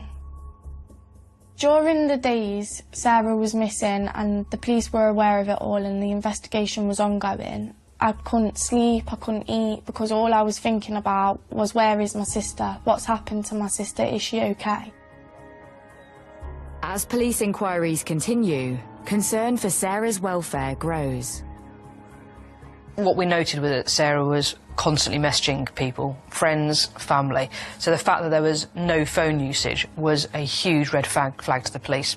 Nobody heard anything from Sarah. She just completely vanished. And that's when the alarm bells really started ringing. She was not caught on CCTV anywhere. CCTV covers a huge amount of space now. Ring doorbell footage. Her car was where it was, so how had she disappeared without being caught on any of those items of media? There were real concerns for Sarah's safety. My main aim and focus was to find Sarah Henshaw.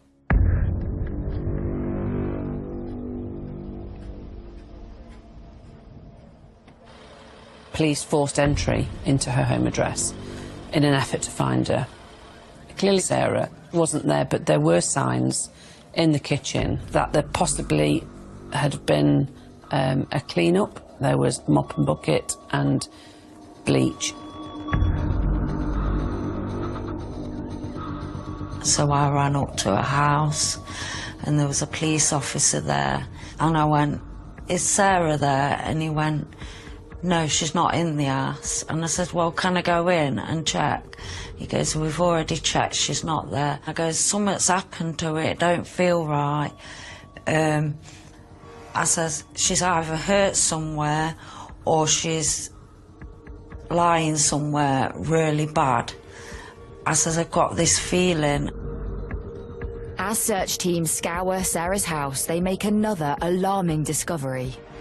Sarah always wore a necklace with an elephant charm on it. It was of great sentimental value to her, and we found it broken in different parts of the house. That raised the concerns for Sarah's well-being and whether we would actually find her alive.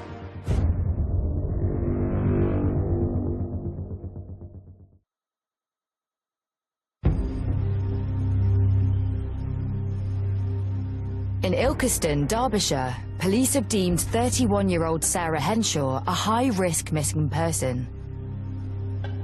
In Sarah's home, search teams have found fragments of her broken necklace, along with signs of a clean-up. So there were 23 exhibits seized from Sarah's home address, including mobile phones, laptops, clothing, but also some blue tarpaulin that we took possession of. Tracing Sarah's last known movements, detectives make an unsettling discovery. The last time she was caught on CCTV was a full 3 days previously. It became apparent that her last known sighting, the last proof of life, was Tuesday the 20th of June, when she was seen on CCTV entering a local shop. At 6:30, she purchased some groceries.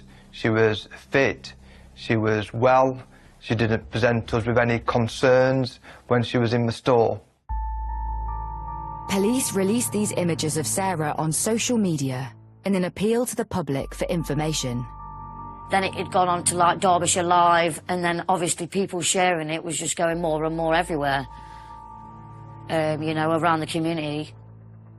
I remember seeing the missing persons alert, and at that point it started to become clear that the police were getting concerned.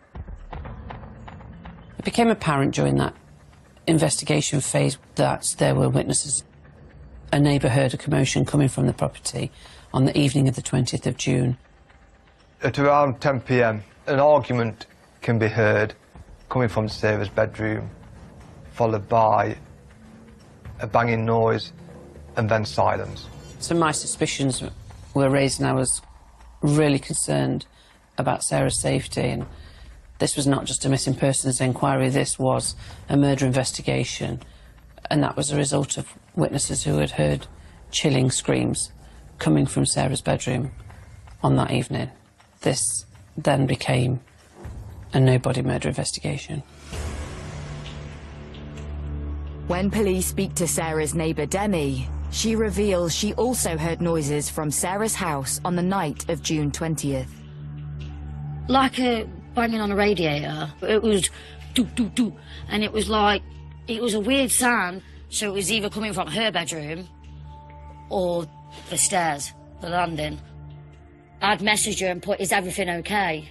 And as I hold the phone, as soon as it went to her phone, it had been read and replied saying, "Yes, everything okay."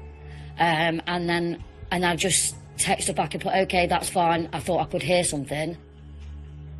A reply was sent from Sarah's phone to say that everything was okay, it was just the dog having a fit. The dog had been known to have fits. That was a condition that their dog had suffered with. And I just thought it was the dog, so with the reply that I got off Sarah saying, "Yes, everything's okay," I've gone back to sleep. Then in the early hours, Demi is again disturbed. I heard something else, so I've looked out of my window and Darren was standing at his van, but he had both of the back doors open. Then he shut the doors and walked in, and then that was it. As Sarah's former partner, Darren Hall is still a regular visitor, so Demi thinks little more of it until the following morning. Sarah's friend knocked on Sarah's house, no answer. And she said, "Oh, have you seen Sarah?" And I says, "No, I haven't seen her since the night before." Messaged Darren and I asked him, "Have you seen Sarah?" And he said, the reply that I got is, "No, I don't know where she's gone. She's went out early hours." And I says, "All right, so do you know where she is? She hasn't taken a car." And he said, "No, don't know anything. I'll try and let you know later." Later that day, Darren tells Demi that he's worried about Sarah and that some of her belongings are missing. He said, "Have you been in all day?" I said, "I have." And he said, "Do you know if anybody's been in the house?" And I said, "No." And he said, "Somebody's been in the house and opened her drawers, taken clothes out, but then she had like a butterfly bag. She loved butterflies, and put, you know, clothes inside this bag, gone out the house and taken it." And I said, "No, I've not seen anybody." As police continue to trace Sarah's movements in the hours before she was last caught on CCTV, it becomes apparent that she had spent much of the previous day with a friend. So Sarah, on that Tuesday, had been out with her best friend all day, and had come back in the evening, went to the shop, picked up some items for tea, went back to find that Darren had let himself in with a key that he still had. We now know that Sarah wasn't happy about it and had asked him to return it. We know that the atmosphere was frosty, that Sarah didn't want him there. There'd been a build-up throughout the day. Sarah was saying to him in no uncertain terms that she didn't want him in her life anymore. She didn't want him at the house. She wanted him to leave his key. We know that throughout that evening that Darren was refusing to go. He wasn't accepting, but she didn't want him to be there. Sarah's best friend said that her and Darren had an argument at the dinner table. It was very chaotic. Darren upsetting Sarah, and obviously Sarah saying, "Please just get out of my house, I need some time to myself." And she said she knew Sarah was uncomfortable in her own house because Darren was there and wouldn't leave. We know from CCTV inquiries on Sarah Street that she left her home address to take a friend home. Sarah dropped a friend off and returned back to her home address a couple of minutes later. So Sarah would have been back at her home address just before 10 p.m, 20th of June. Police inquiries reveal that Darren was still at the house when Sarah returned. At 22:02 hours, we know that there's a message exchange between Sarah and the best friend. And then Sarah sends a final message from her phone at 10:09, which a friend responds to at 10:37. And that's the message that Sarah would have replied back to. A friend is asking if she's okay. But after that message, there's no contact from Sarah. It appears that Darren Hall may have been the last person to see Sarah Henshaw alive. No other persons were coming into the frame as to being responsible for her disappearance other than her ex-partner, who was in the house at that time. At this point, I'm placing you under arrest for murder. You don't have to say anything, but it may harm your bed. It's not going to later on in court, and anything you say might be giving evidence. The reason that you've been arrested, the necessity is so we can do a prompt and effective investigation, and so we don't have any loss of evidence, OK? It's on suspicion of murder at the moment.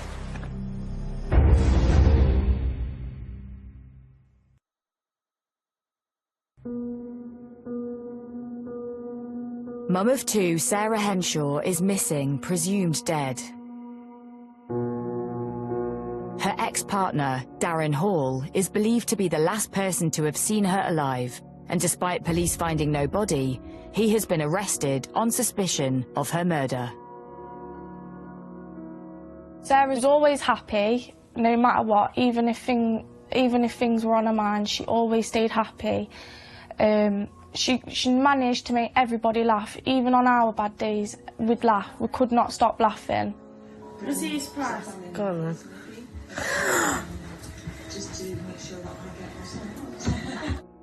Sarah would do anything for her friends.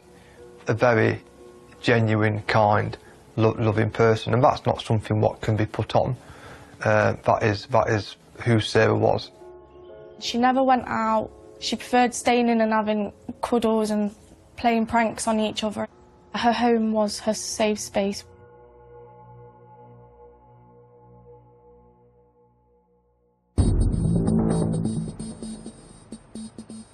Police interviewed Darren.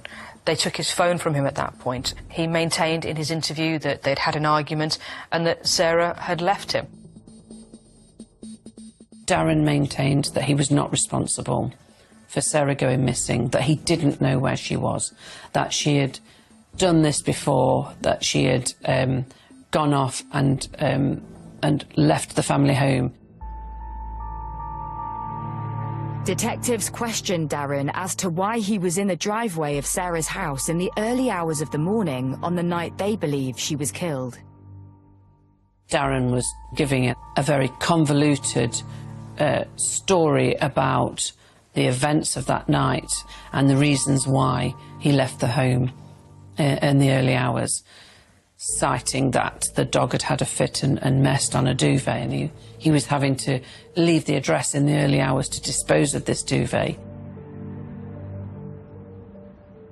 And I was acutely aware of how hot it was that June and how desperately I wanted to find Sarah for her family. So we were imploring Darren to tell us where she was. Just tell us where she was. And he was quite callous. At one point said to us that it was our job to find her. Police start to find inconsistencies in Darren's account of that night. We know Sarah didn't leave the home address, as he stated, due to the CCTV trawls that we were doing. And also it would have been very out of character to walk out of her home address, which is something she never did, particularly in the middle of the night. Convinced that Darren knows details of Sarah's whereabouts, police fast-track analysis of the phone they seized on his arrest. So we know Darren Hall's mobile phone was connected to Sarah's home address in the early hours of the 21st of June and disconnected from her home address at 10 to 2 approximately, and then connected up with his Ford Transit van that was parked outside.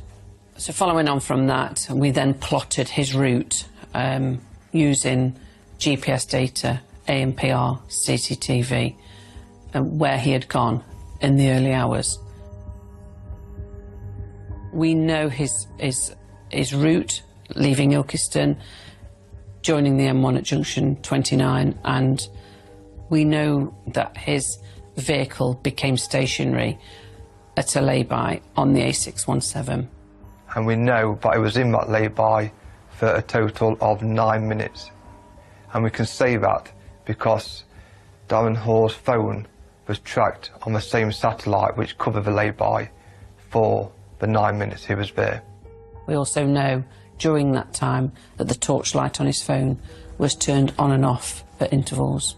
So every time you turn it on and off, it stamps it, leaves a date and a time as to each activation.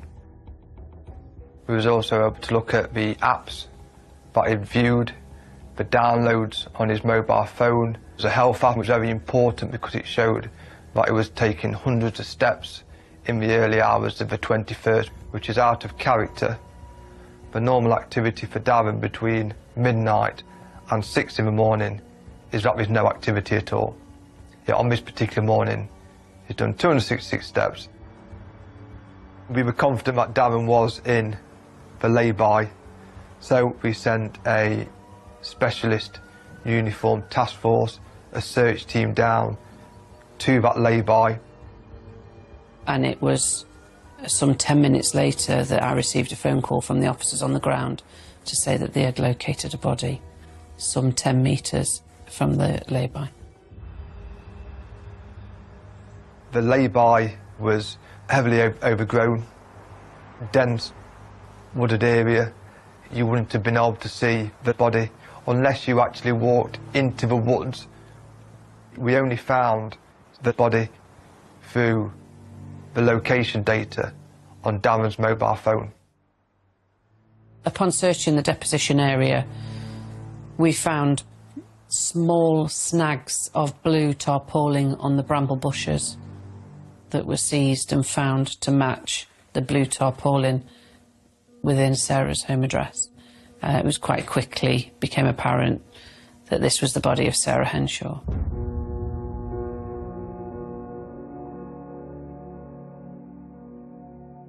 The Monday they came and told me that they found her. I still sat there thinking she's going to come back. The first thing I said after my mum said that she was dead was, where is she? Where was she found? And my mum said that he had just dumped her in a lay-by.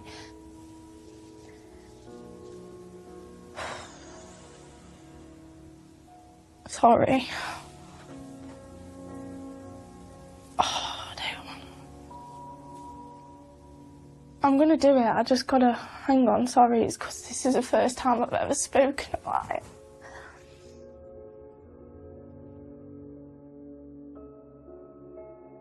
All I wanted was my big sister.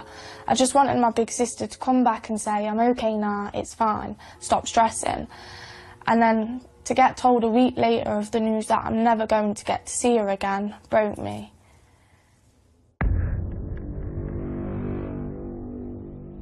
Police tell Darren Hall they have found Sarah's body.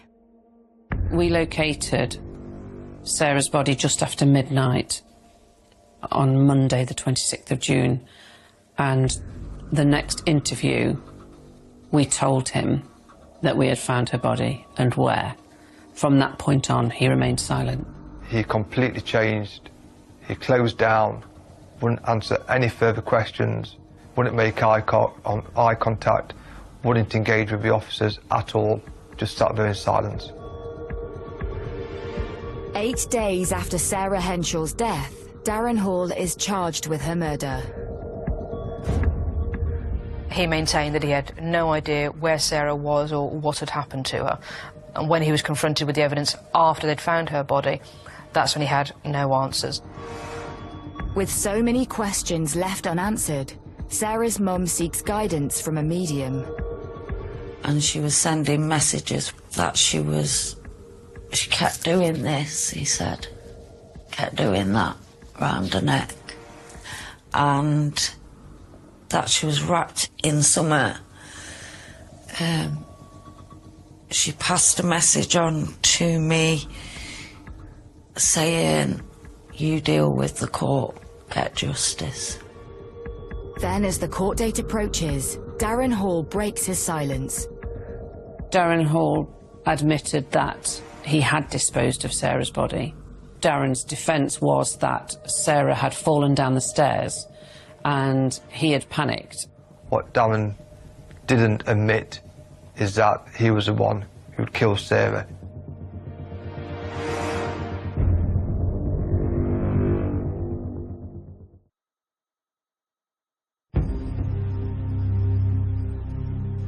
The body of Sarah Henshaw has been found near a lay-by in Derbyshire. Her ex-partner, Darren Hall, has admitted to concealing her body, but denies her murder. He just treated her like a bag of rubbish. No, you wouldn't even treat an animal like that. He didn't love her if he was going to do that.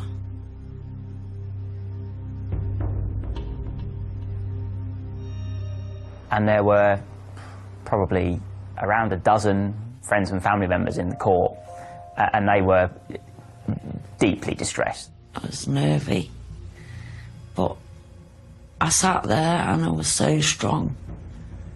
And all my family were there and they were strong. The courtroom was charged with energy. When Darren was led into the dock, I just sat looking at him. Thought, you ain't getting the better of me. I'm more stronger than you, mate. And I sat there looking at him. But Darren Hall cuts a forlorn figure in the dock. He looked utterly petrified. I didn't know really whether he'd be able to give evidence. He looked that nervous and that distressed. And it was apparent, looking at Darren, he appeared to be putting on some act, to me, of a dishevelled, nervous wreck of a man who was being wrongly convicted. You've got to be quite careful in that situation, because you don't want the jury to feel sympathy for somebody. You want to demonstrate what a cold, calculating person he had been. The defence lay out their case that Sarah had fallen down the stairs in a fatal accident. He said it happened in a split second. He said he looked at the bottom of the stairs and she was dead. He panicked, didn't want anyone to find out about it and accuse him of murder. He actually describes Sarah as the one who was pushing him across the landing. If your loved one had fallen down the stairs, the first thing what he'd do is call for an ambulance, and if you can save that person's life, you would do everything in your powers to do that. But Darren didn't do that. If we go back to Darren's interviews, he never mentioned that Sarah had fallen down the stairs. His story is that they'd had an argument and she'd gone to stay at a friend's house. If there was any other innocent explanation, then you would tell the police what had happened. But Darren didn't do that because he couldn't, because there wasn't an innocent explanation for what he'd done. He very coldly murdered her. But there is a gaping hole in the prosecution's case.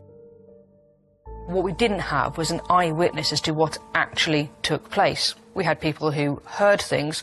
One witness heard a scream, another heard banging. The prosecution offer up a theory as to Darren's motive for killing Sarah. Sarah was going to expose Darren on social media about an affair that she believed that he had had. Those messages would have been present on Sarah's phone, so he needed to get rid of that phone, because it gives a motive for him to kill her. Police believe that Darren Hall disposed of Sarah's phone the day after he left her body in the lay-by. On his return to Ilkeston, we know he pulled into a lake. He stops and his phone disconnects from his van for 30 seconds. He then gets back in his van and continues home. My thoughts are, why, on your way home, would you stop at a lake for just 30 seconds? My belief was that this is where he threw Sarah's phone. That lake was searched tirelessly by dive officers, but Sarah's phone was never found. The prosecution revealed disturbing details of Darren and Sarah's relationship. So Darren and Sarah had been together for approximately 12, 13 years. A very volatile on-off relationship. If Sarah was going through a bad time with anything, he had no sympathy. He didn't show that, so, and he didn't show no love, none whatsoever. It was little petty arguments at first, but the voices would get louder and louder, and then it wouldn't be a petty argument anymore. It would be over the silliest thing. Maybe she's nipped to the shop and she's been longer than what she thought she'd be, and then it'd be questions after questions. And she said, "I feel like I'm stepping on eggshells around you, Darren." And she had bruises on her arms and on her face. And I said, "Sarah, how did you get them?" And she said, "Oh, I fell down the stairs." But I knew that straight away she can't just get marks and a black eye from falling down the stairs. And later on, my mum had told me it was from Darren. He hurt her when she was pregnant. He pushed her. And obviously Sarah said, "Don't say it, Mum." I warned her to ring someone then, but she wouldn't. She just said, "I love him, Mum, and I want to be with him." And I says, "If that's what you want, I can't stop you." But this evidence is entirely circumstantial. We're aware there were incidents of domestic abuse, however, none of which, unfortunately, being reported to the police. And Darren is visibly distraught, claiming that he adored Sarah. And his case was that their relationship was brilliant at the beginning. It had its difficulties, but he really wanted to make it work. The analysis of both Darren and Sarah's phone data that is laid out for the jury reveals some disturbing evidence. Messages were sent in response to her friends questioning her about, is she okay, because of the lack of contact. The texts from Sarah Henshaw's phone were then matched, of course, time-wise with when Darren Hall dumped her body in the lay-by. We now know that that would be Darren Hall re-messaging those friends back, purporting to be Sarah. We believe at that time that Sarah was dead. And I think most upsettingly, but crucially, he had been sending a number of messages to Sarah's phone, effectively saying, "Where are you? I miss you. Please come home." The fact that he was sending messages from his phone to Sarah's phone, it was a very considered and convoluted way of disguising the fact that he had killed her. And there is further incriminating evidence obtained from Darren Hall's phone when police look at searches he has made in the days following Sarah's death. Darren makes 2 Google searches. The first one looking into police procedures for missing persons, and the second one is, can deleted messages be recovered from an iPhone? We know that Darren searches how to change over child tax benefit. It just shows something very sinister, don't it? Phone data reveals that despite his story to neighbour Demi, it was not Sarah that had taken a bag of her belongings, but Darren Hall himself. I think the most shocking part of the trial was the fact that he'd gone back to the family home and snuck in to pack this bag to then further perpetuate the lie that Sarah had left her family. To think about that, to think about doing that, showed a man who knew exactly what he was doing and was doing everything in his power to avoid being caught. He removed a number of items of clothing and packed them in a butterfly duffel bag that belonged to Sarah. We then know that Darren left Sarah's after 10 minutes, and from his phone location data we know that he went directly to Ilkeston Skip. He drives around to where the clothing bank is, parks up, and he removes 2 black bags from his van and disposes of them into the clothing bank. And it became apparent that Darren had got rid of evidence that may have implicated him in the disappearance of Sarah. Unfortunately, by the time the police discovered the CCTV of that, the recycling bin had been emptied, and so we were never able to show what had been disposed of. However, we continued on with his movements of that day. Later that day, he'd also visited a recycling centre in Nottingham with his work colleague. He'd distracted his work colleague to empty the back of the van whilst he went to the side of the van and took out 2 white plastic bags. That skip was seized, and specialist search teams conducted a meticulous search through the items of that skip. There was a box with Darren's address on it, which enabled us to link that bag to Darren, and then underneath that box, Sarah's dressing gown cord and the slippers. And that enabled us to put forward the case theory that actually he had strangled her using the dressing gown cord. The question we put before the jury was, why would he get rid of that dressing gown? What was so significant about it that he felt the need to dispose of it? And he hadn't done this on just one day. He'd done this over the course of 2 or 3 days. And that was crucial, because it showed that this wasn't a man who was panicking. Actually, it showed that he was thinking about his actions and very carefully disposing of items in different, separate locations in an effort to thwart the police investigation. But Sarah's post-mortem does not corroborate the theory that she was strangled. Sarah's body, it had begun to decompose. So the normal types of injuries that we look for in what we thought was a strangulation case would be bruising around the neck, and we couldn't see that because the skin was so discoloured. Darren maintains that Sarah's death was as a result of her falling downstairs.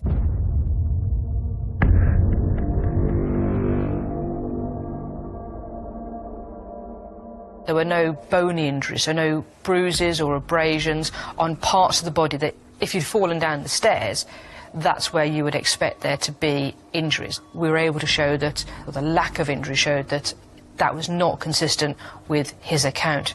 Put that together with the screams that were heard, and we said that ultimately he had murdered her.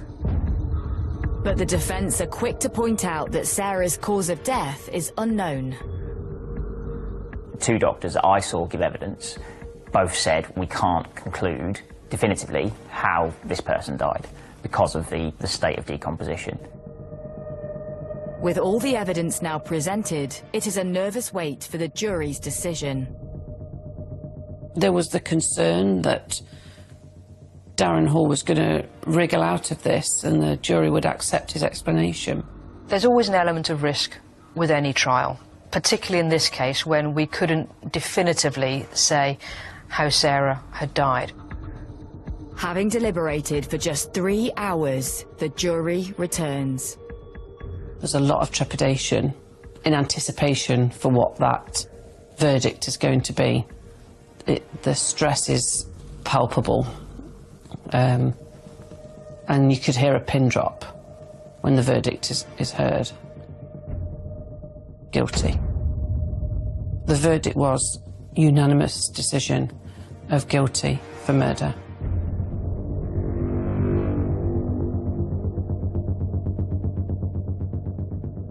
We all screamed yes so loud, and we all looked at Darren, and Darren's face just went down and he just did that. My body just drained, all the drain feeling. And I went up to the prosecution barrister and gave her a hug and said thank you. The sentence was life. The minimum term was 17 years. Now that means that Darren Hall will have to serve at least 17 years before he's considered eligible for parole. Darren Hall is manipulative, deceiving, and a violent individual. So as a result of his continued lies and deceitful way in which he disposed of Sarah's body, he robbed her family of having the opportunity to say goodbye to her. None of us was able to see Sarah, as they said, because of the heat and the amount of time she was out in the lay-by for, her body had decomposed in some areas. There's a part of me what's gone, so my heart A part of my heart's ripped off. We have got the life sentence. We're never going to sit and have a cup of tea with Sarah ever again. I'm never going to get to see my big sister ever again. A good-natured, fun-loving man. He was just a wonderful person. He was so funny and so charming. Enjoying his retirement years. At that point in his life, he was very content, very close to his family, his nieces and nephews. Is brutally gunned down a month before his wedding. It was point-blank assassination. There's a big puddle of blood. Oh my God! Investigators pieced together a series of clues. We had to look at what role that upcoming wedding had and what happened. They'd have their arguments, they had their differences. Was the scene staged to cover up an intentional killing? The investigation kept hitting dead end after dead end. And chased down multiple suspects. It was a whodunit. We were hoping for that break to come. Revealing a plot fueled by greed. He was somebody who had had a criminal history of theft and assault. Just when police are close to making an arrest, it was like he had just got smacked in the head with a baseball bat. They uncover damning evidence pointing to a surprising suspect. You never expect anything like this. And then all of a sudden the kill was right in front of us.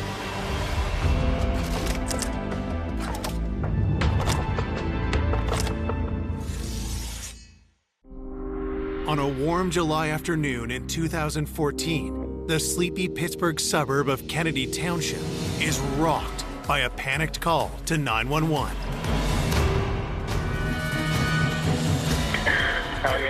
What's going on? I just come home from work and my husband, he's been on the ground. He's dead. There's a big puddle of blood. Police, fire, and ambulance are coming, okay? Oh, please help me. Oh, my God.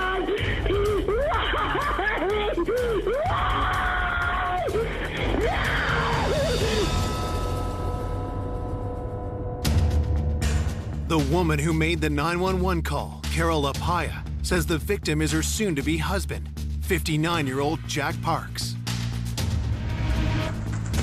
When I arrived on scene, the first thing I noticed is that the victim's head was covered in blood. It was on closer examination that you could see it was a gunshot wound. One challenge we had right out of the gate was that there was no casing for gun found. We don't move his body until it can be photographed. It was possible there was a gun underneath him that no one had seen, so we weren't 100% sure if the gunshot wound at that point had been self-inflicted or homicide. We looked for a while. Unfortunately, we didn't find any type of gun. Detectives searched for any signs of what happened to Jack and who pulled the trigger. It was pretty clear right off the bat that this was some type of a home invasion or robbery that occurred. It didn't look like a struggle had ensued in the room, but once you walked through the victim's house, the further you got into it, the more you realized the level of disarray it was in. And as you went into the dining room, you started to see a jewelry box here, a drawer gone through here, papers rifled through. Upstairs, there was just complete disarray. The drawers were all pulled out. The clothing that was inside the drawers was strewn everywhere. Jewelry boxes flipped open, empty watch boxes laying there. We were trying to determine, was the scene staged? Was someone just trying to make it look like a robbery or a burglary, and when in fact they're just trying to cover up an intentional killing where they intended just to walk in and execute somebody? The house was dusted and processed for DNA and fingerprints. We then began to process the outside of the residence, looking for any type of forced entry, and none of that was found. Our first thoughts were the victim either knew the actor or was familiar with him. That's just our first impression. So, you know, who was friends with the victim, who would have access to the victim, who would have opportunity to the victim, and who would he trust? It really was a shocking case. He was killed execution style. This homicide happened in an area that we don't normally have murders. Jack's death is the first homicide in Kennedy Township in 10 years. The news stuns his family and friends. When I got that phone call and I heard Carol's voice, I knew something was wrong. And she said, "Jack's gone." I said, "What do you mean, gone?" She said, "He's dead." And then she said he was murdered. And I just went into shock. Jack Parks was born the second of 5 kids in Pittsburgh in 1955. Friends and family were everything to him. Jack always made friends. He was one of the best people I've ever known. He would do anything for anybody.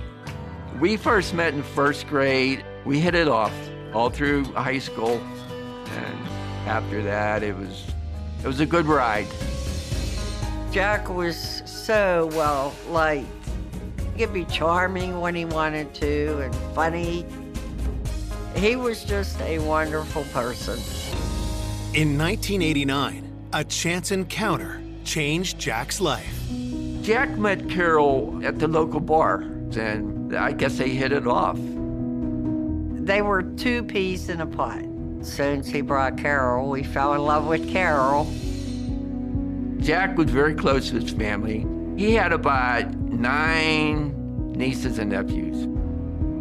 Jack and Carol used to have their nieces and nephews over for sleepovers, making the popcorn and just having a good time. You'd have swore that Jack and Carol were the parents. They didn't have kids, so when those kids were around, they were their kids. Jack had recently retired, but had big plans for the future. At that point in his life, Jack was very content. Him and Carol were going to get married. They've been together for over 25 years.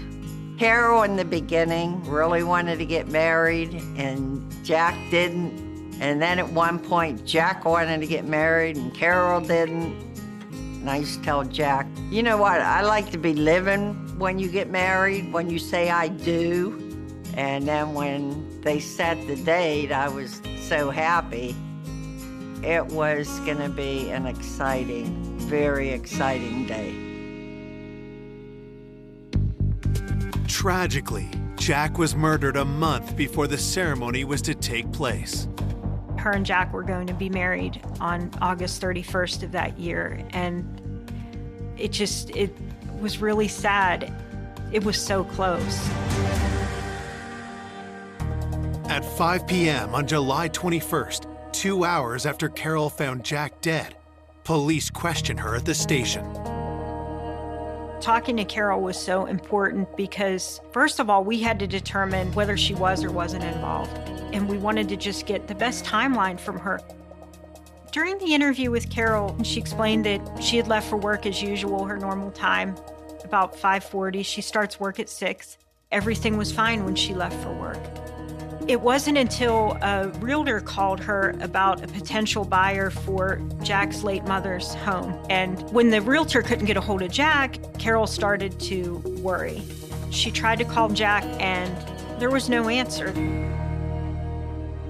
So then she got concerned. He always called her back every time that she tried to get a hold of him. So I think it was approximately about 2 o'clock she left work and then come over and find Jack, of course. Detectives know that spouses are always the first suspect and must determine if they can trust Carol's version of events. We have a timeline between 6 a.m. to 3 p.m. when she returns home. In some cases, you know, if a person's a cold-blooded killer, they may have killed him before she left the house, and then all of a sudden she finds him, and, you know, and the killer's right in front of us. Her demeanor, she was very upset, but you can't take a chance by skipping a stone and not trying to look at her. Detectives are suspicious of why it took the couple so long to decide to get married, and if someone had cold feet.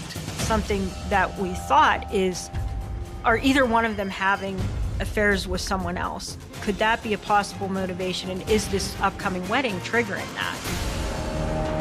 Coming up, Detectives uncover a family feud. They just decided to distance themselves and not let him come to the house. And learn Jack's inner circle isn't as loving and devoted as it first seems. Things got more contentious.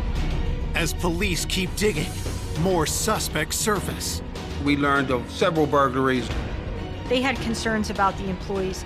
They hire criminals. Just when the investigation is about to hit another dead end, We had no idea who would have done this. detectives make a crucial discovery. It was exactly what we needed. When we got the phone records back, it was, oh my God. That was an aha moment.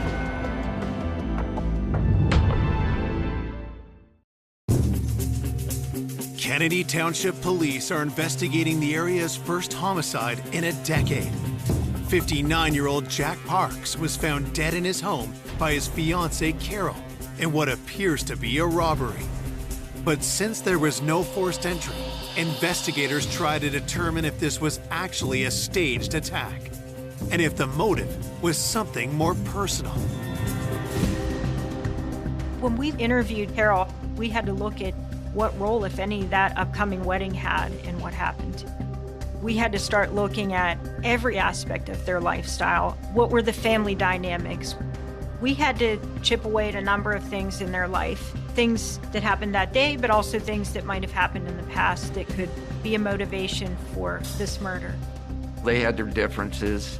They'd have their arguments, but it wasn't my point to get involved in their squabbles. We kept talking more and more about any kind of problems that they had had in their home. And I asked her, do either of them have a gun? And she said that they did not.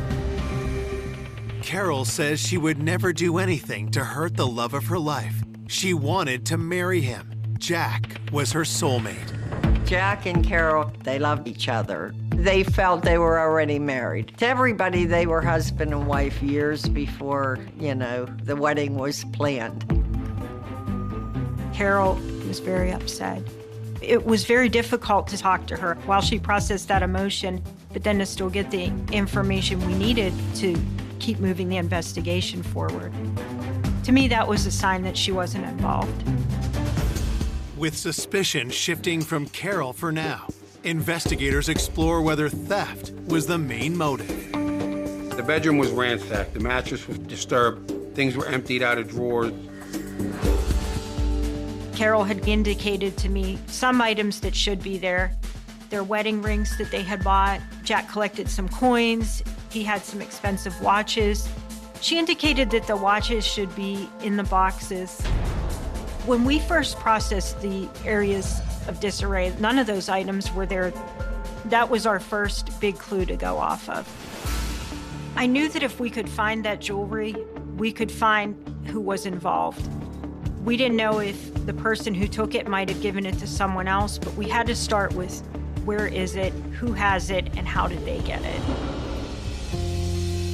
The next morning, the autopsy report comes in.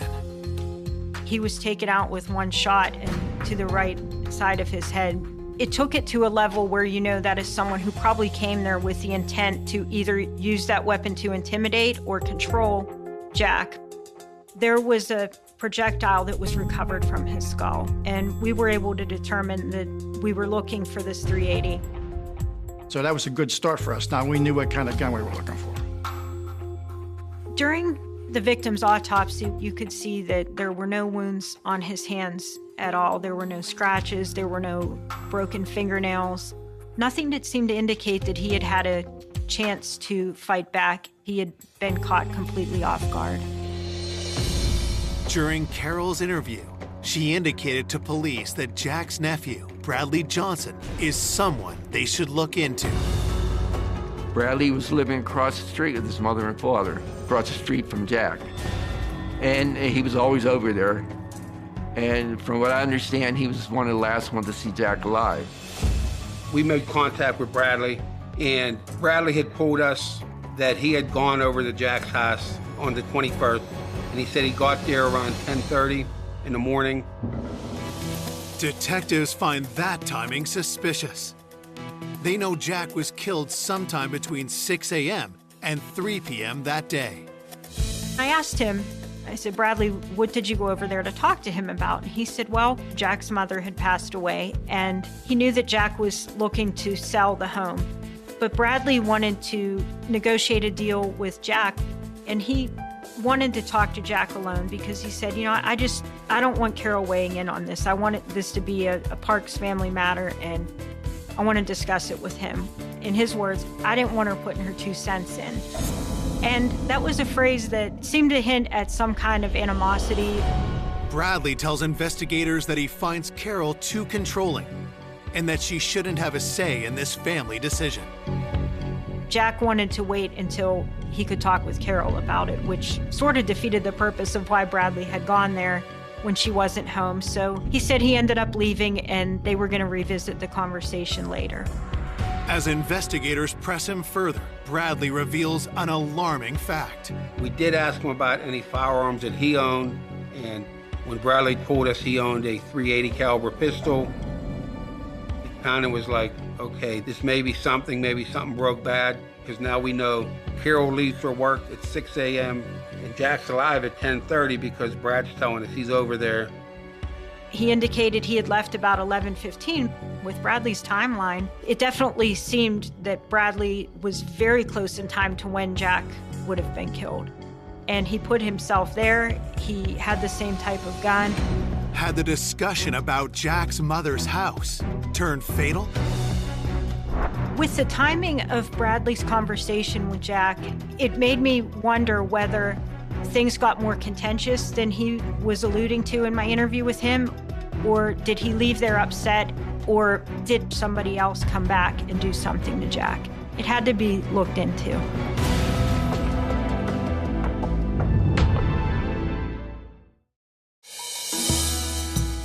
"12 hours after Jack Parks was found dead, investigators chased down leads around their latest person of interest, Jack's nephew, Bradley Johnson.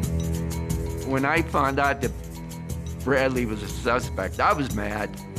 I was really upset, knowing that they thought that. But then again, when it comes to an investigation, police are doing their job.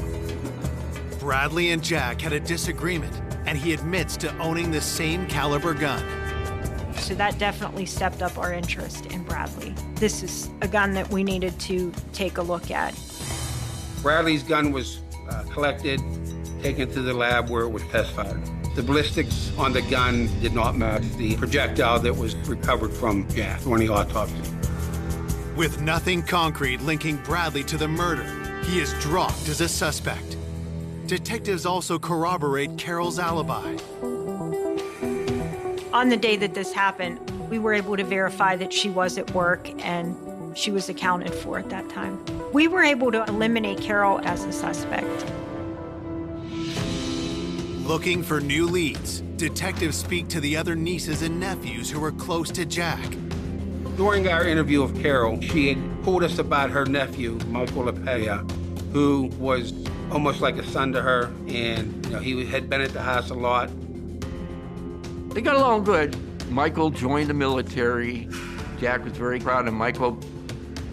Jack took pride in the nieces and nephews because he watched them grow up. Michael was brought in to the homicide office and interviewed about Jack's murder. And during that interview, Michael had said that he was unemployed.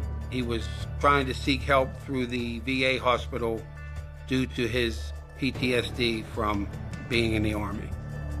Michael had been discharged from the military due to his use of cannabis. Michael also admits he'd fallen out with the family, including his aunt and uncle, and hadn't seen them in a year. He specifically denied being over near the victim's house, and he made reference to them being estranged.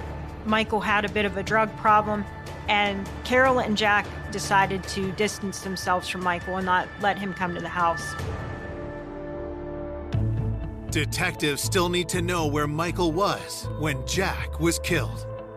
We knew Carol left around 6 a.m. We knew that Bradley was there about 10:30. We knew Carol found him around 3 o'clock. So there's a window of opportunity of about 4 hours. He told us he was at home in Sharpsburg on the day of the incident, July 21st, 20 minutes away from Jack's house. He said that his girlfriend had kind of unexpectedly taken the day off and they spent the day together. Nothing out of the ordinary. He gave us some landmarks on our timeline that we could check out. Michael and his girlfriend Melanie had gone and done some shopping in the town that they lived in. He said that he had had a doctor's appointment at the VA hospital later that afternoon. These were things at businesses and locations that we could check from doing surveillance video or getting sales transactions. Michael's girlfriend Melanie did corroborate his activities, and she stated they had spent the day together. It was determined that his alibi had checked out. A day into the investigation, with Jack's closest circle cleared, investigators escalate the search for the missing jewelry. We were physically going to many pawn shops to try to see if anybody had sold this jewelry. We didn't get any traction with that. That's when we started doing a canvass of the neighborhood. When we were doing our neighborhood canvass, so many people had mentioned near their house there's a meat factory, and they had concerns about the employees. We had heard things like they hire people with records, they hire criminals. From talking to Carol, she said they have a straight view into Carol and Jack's home, and Jack had mentioned sometimes he would let people use his phone or use the bathroom when they were on their break, and it upset her. In a case like this, you may see, hey, look at this guy, he got some gold on. It's a crime of opportunity. We knew that they got their morning break right around the time when people stopped hearing from Jack, so we definitely wanted to look into that and see what the consensus was over there. I think we did like almost 40 interviews of all the employees to see who they were. One worker in particular piques police interest. Ronald Levins was a name that came up from multiple employees in the context of people who had gone over to Jack's. This may be the person that Carol was aware that had come over there. Ronald Levins was somebody who had had a criminal history of petty theft and assault, so he was on our radar for sure. Investigators work quickly to bring Ronald in for an interview. Ronald indicated that he had known Jack and they were actually friendly, and that's why he was allowed to come into the house when Carol wasn't home. Carol said she would get upset with Jack. She would say, Jack, don't just let anyone in our house. You can't do that. And he would just, kind of shrug it off. But she just didn't want people coming into the house that she didn't know. Investigators ask Ronald point blank if he had anything to do with Jack's murder. He said he had no involvement in Jack's death. The day that Jack was killed, Ronald didn't come to work. He had actually taken scheduled vacation for Friday and Monday. Ronald Levins' alibi checked out, and we were able to eliminate him as a suspect in this case. Desperate for a new lead, investigators look for similarities with other robberies in the area. After Jack's murder, we talked to the local authorities, and during that, we learned of several burglaries, one of which an older lady was burglarized, and about $5,000 worth of quarters were taken. Jack's killer had stolen his coins as well as jewelry. Is this the same person? And could they strike again? The neighbors were very afraid. We still have a killer out there. It was a whodunit. Once something like this happened, you think that anything's possible now.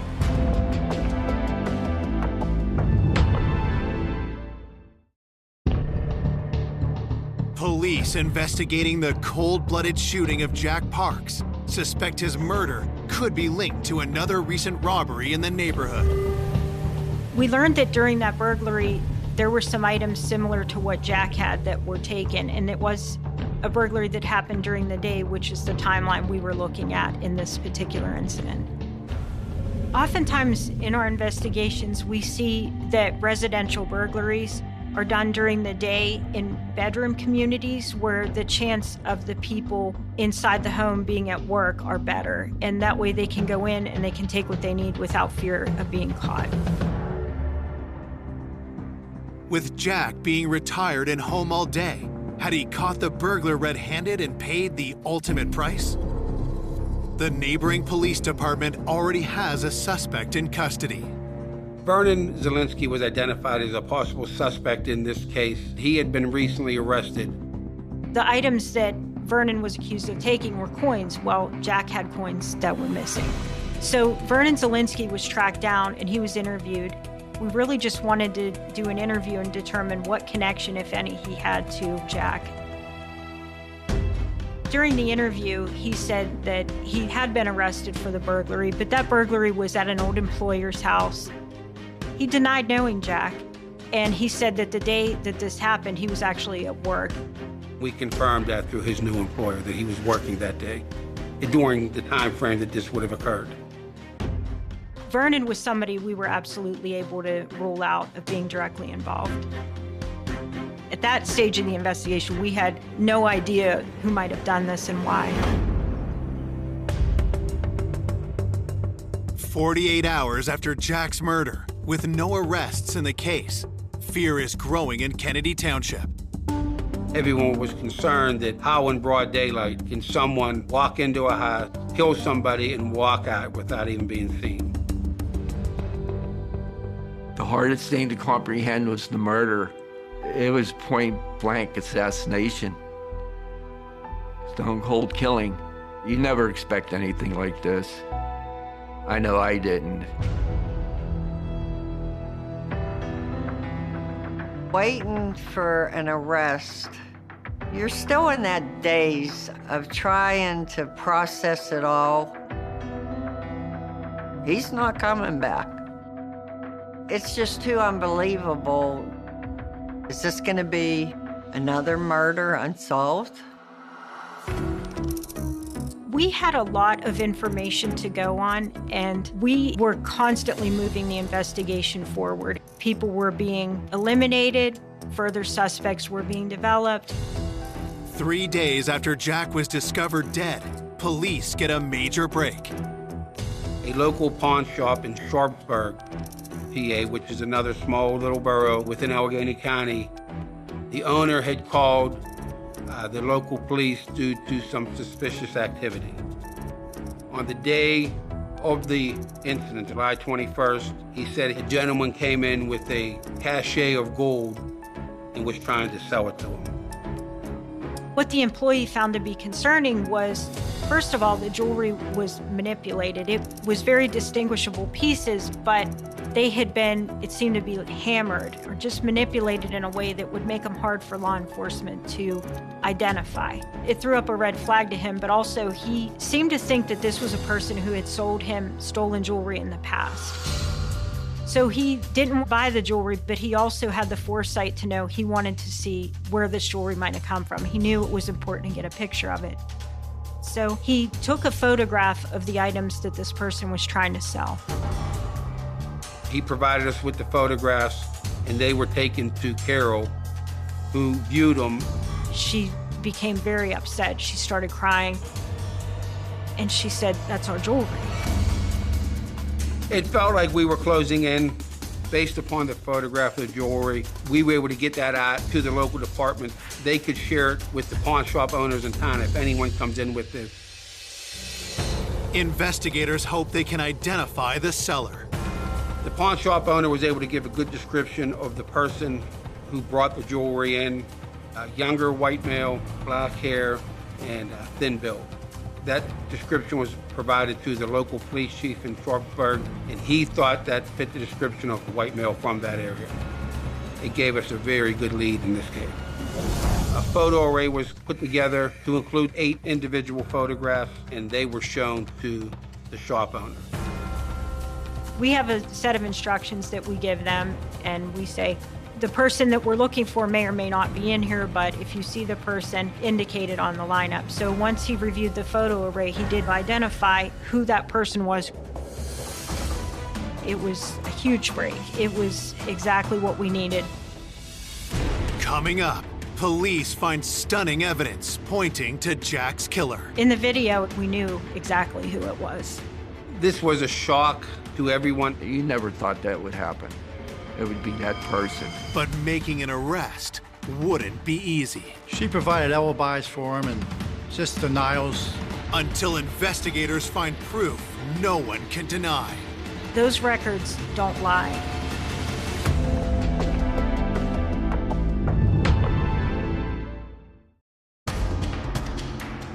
Detectives have just identified the man who tried to pawn murder victim Jack Park's jewelry. His name, Brian Gibbons. He's been a known thief to the local police department. We went after that lead strong. We were feeling pretty confident that Mr. Gibbons may be our man, or at least know who our man was. We were very excited and very motivated to go find him. Brian has a long history of petty crimes, but investigators need to determine if he's a killer. 4 days after the murder, they get a warrant to search his home. Specifically, we were looking for any of the very distinguishing items that Jack Parks had. Unfortunately, we didn't find any of the victim's jewelry in the house, but we did find some items that did turn out to be stolen from someone else. Based upon the search at Mr. Gibbons' residence, we were able to arrest him and have him sent to the county jail. Investigators questioned Brian about Jack's missing jewelry. He said that he didn't have anything to do with it. At that point, we were trying to determine if perhaps he'd been given some jewelry to sell, that maybe he didn't know its origin and he went to go sell it. We really just wanted to see if we could come up with any connection to rule him either in or out on the homicide of Jack Parks. Brian tells detectives he doesn't know the victim and has never been to his home. He said he had no connection to Jack at all. He denied having any knowledge of the Jack Parks homicide. We asked, well, what's your alibi? And he goes, I was arrested for entering an abandoned house that day. And that was confirmed. Brian was not the killer. He had a solid alibi. It was clear that he was not the same individual who had come in to the store on that Monday that tried to sell the jewelry. The pawn shop owner mistakenly identified the wrong person. The investigation kept hitting dead end after dead end. We thought we had it, but then once we eliminated him, we took a pause. We just stepped back a minute, not start all over, but then keep everything else in perspective. While detectives hunt for new leads, Jack's loved ones struggle with their grief. Instead of looking forward to Jack's wedding, 5 days after his murder, they attend his funeral. When he told me he was going to get married, his brother and I would have stood up for him. I was proud, because I was never a best man. And there I was, carrying his casket.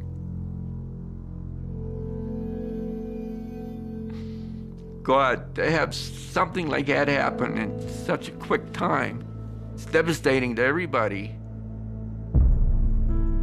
You feel the hurt, but it really doesn't sink in until the funeral's all over. And then the shock is over. It's reality. He's gone. Fearing the case could go cold, a week after the murder, police step up the hunt for Jack's stolen jewelry, hoping the culprit is still attempting to sell it at a pawn shop. We all just sort of fanned out and we took particular geographical areas. We knew there was still a person that was out there trying to sell Jack's jewelry, and we had to just keep holding out hope that the pawn shop would take their identification, that they would keep good records. That's what kept us going, honestly. There is a detective in the city of Pittsburgh who is a pawn shop records analyst, and I reached out to her and I told her what items that we had missing, and on August 4th I heard back from her, and she told me that she had found the jewelry where it had been sold. Investigators race to the pawn shop. We had to go take a physical look at it, see who, if anybody, was on camera. Some store policies, all they have to do is take an individual's driver's license number. They don't even have to make a photocopy of it. So we were trying to remain optimistic that somehow we would get an image of the actual person who tried to sell that jewelry. It could have been anyone at that point. The pawn shop has surveillance video, and what detectives see on tape is jaw-dropping. It was Oh my God. We knew exactly who it was. In the video, it was Michael Lapaya, which was Carol's nephew that Jack raised like one of his own. This was a shock to everyone. When we first had dealings with Michael, early on in the investigation, he did provide an alibi about businesses he was at, doctor's appointments. Michael had his girlfriend Melanie saying that he was with her during the time that Jack would have or could have been killed. So it was kind of going back, trying to retrace what he had initially told us. We still had to do a little bit more digging. We had to work on if we were missing something. Early on, when we talked to Michael, he had given detectives his phone number. I wanted to get his phone records. While investigators wait for those records, they call Michael back in. We are going to interview him and see what he has to say now that we have him on tape pawning his uncle's jewelry. We decided that it would probably be ideal to bring Michael and his girlfriend Melanie in at the same time, being that she was the person who was providing an alibi for him, and chip away at that and see where the truth lied. We took them both back to our office and they were interviewed in separate rooms. Michael, in his interview, was initially very adamant that he had nothing to do with this. He denied involvement with the murder, involvement with the jewelry, and he just would not deviate from that. Melanie stands by her story too. She provided alibis for him and just denials. Melanie is pretty much telling us that he was with her during the time that Jack would have or could have been killed. She was just defensive and trying to argue with what we knew was not true. And that was that he had sold Jack's jewelry. We showed her a picture of the jewelry and she tried to say it was hers. And we knew that was a lie. With neither Michael nor Melanie cracking under the pressure, detectives need something to break the deadlock. When we got the information about the cell phone records, it was a huge break. We were very happy that it finally had come through. It was like everything came full circle.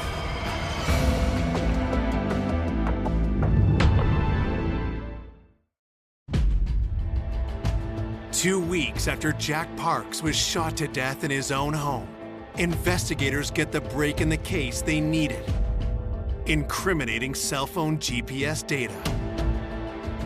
When I got Michael's phone records, I started to see where generally he spent most of his time, which was consistent with his home. He told us he was in Sharpsburg, 20 minutes away from Jack's house, on the day of the incident. Parts of his alibi checked out, cell phone data-wise, but there was an anomaly where about 11:45, his cell phone pinged over in the area of Jack and Carol's house. To me, the significance of 11:45 was it is in this time where Carol can't reach Jack. It would be impossible to be in Sharpsburg and your phone ping off a tower in Kennedy Township. The amount of distance between the two, it wouldn't be possible. He was not at home. He was over near his uncle's house. So 11:45, Michael's phone being over there was an aha moment. Those records don't lie. Detectives want to see how Michael will react when confronted with his own cell phone records. It was like he had just got smacked in the head with a baseball bat. He became very quiet, took a second, and he just let it all out. I was suffering from PTSD, and the morning of July 21st, I asked Mel to take a ride with me. She just drove down with me and I parked her car. I told her to wait. She never got out of the car. She had no clue where we were going. Michael's explanation of why he went to see Jack only raises more suspicion. About a year ago, I was accused of stealing jewelry, and I wanted to make amends. I wanted to fix it. I knocked on a door to apologize and talk. At that time, he became hostile, and he choked me and swung at me. His story changed to self-defense. He had two hands around my neck, and at that time, I I felt my life was threatened, and I had a pistol 380 on me. It went off. Reconciling that just wasn't possible. Jack was shot one time right close to his ear. Basically, someone held a gun to his head and executed him. He fell to the floor, and I panicked. Ren grabbed jewelry, and I left. Michael tells detectives he sold the jewelry for $1,000. Even more shocking is what he spent the money on. You stated that that's one of the people you sometimes purchase narcotics from. Yes. Yeah, I gave him about $600 to $700. In addition to that, several days later, what did he give you? He gave me heroin. Michael was following a path of substance abuse that was getting to be more addictive drugs, and his use was increasing. It wasn't recreational anymore. It was more the behavior of an addict. It was heartbreaking for us to know that someone who was almost like Jack's son, a very close family member, would do something like that in exchange for a couple of dollars to get high. I believe Michael went to that house to take jewelry. He knew Jack was there, and the only way he was going to get that jewelry is if Jack was dead. He walked up to the house, and as soon as Jack met him at the door and turned his back to him, he shot him, and he fell, and he died instantly. On August 5th, 2014, Michael LaPaya is charged with first-degree murder. To say to Carol, we know who did this, it was hard, but the hardest answer that we had for her is when she said, Michael who? And he had the same last name as her, really. It was hard to tell her that, it's your nephew. And it just hit her, and she was very upset. You never thought that would happen. It would be that person.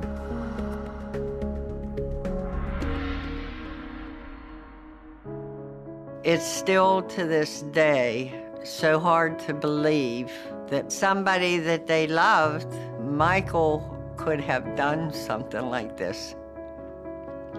I mean, what he did, I can't describe. There's no words. At trial, Michael is found guilty. On December 9th, 2015, the 24-year-old is sentenced to life in prison. He took a loving, caring man and just executed him.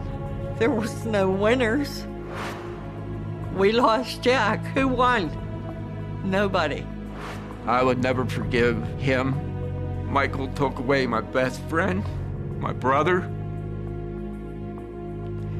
He took away a lot from me. To this day, I still hate the guy. Jack will never be forgotten.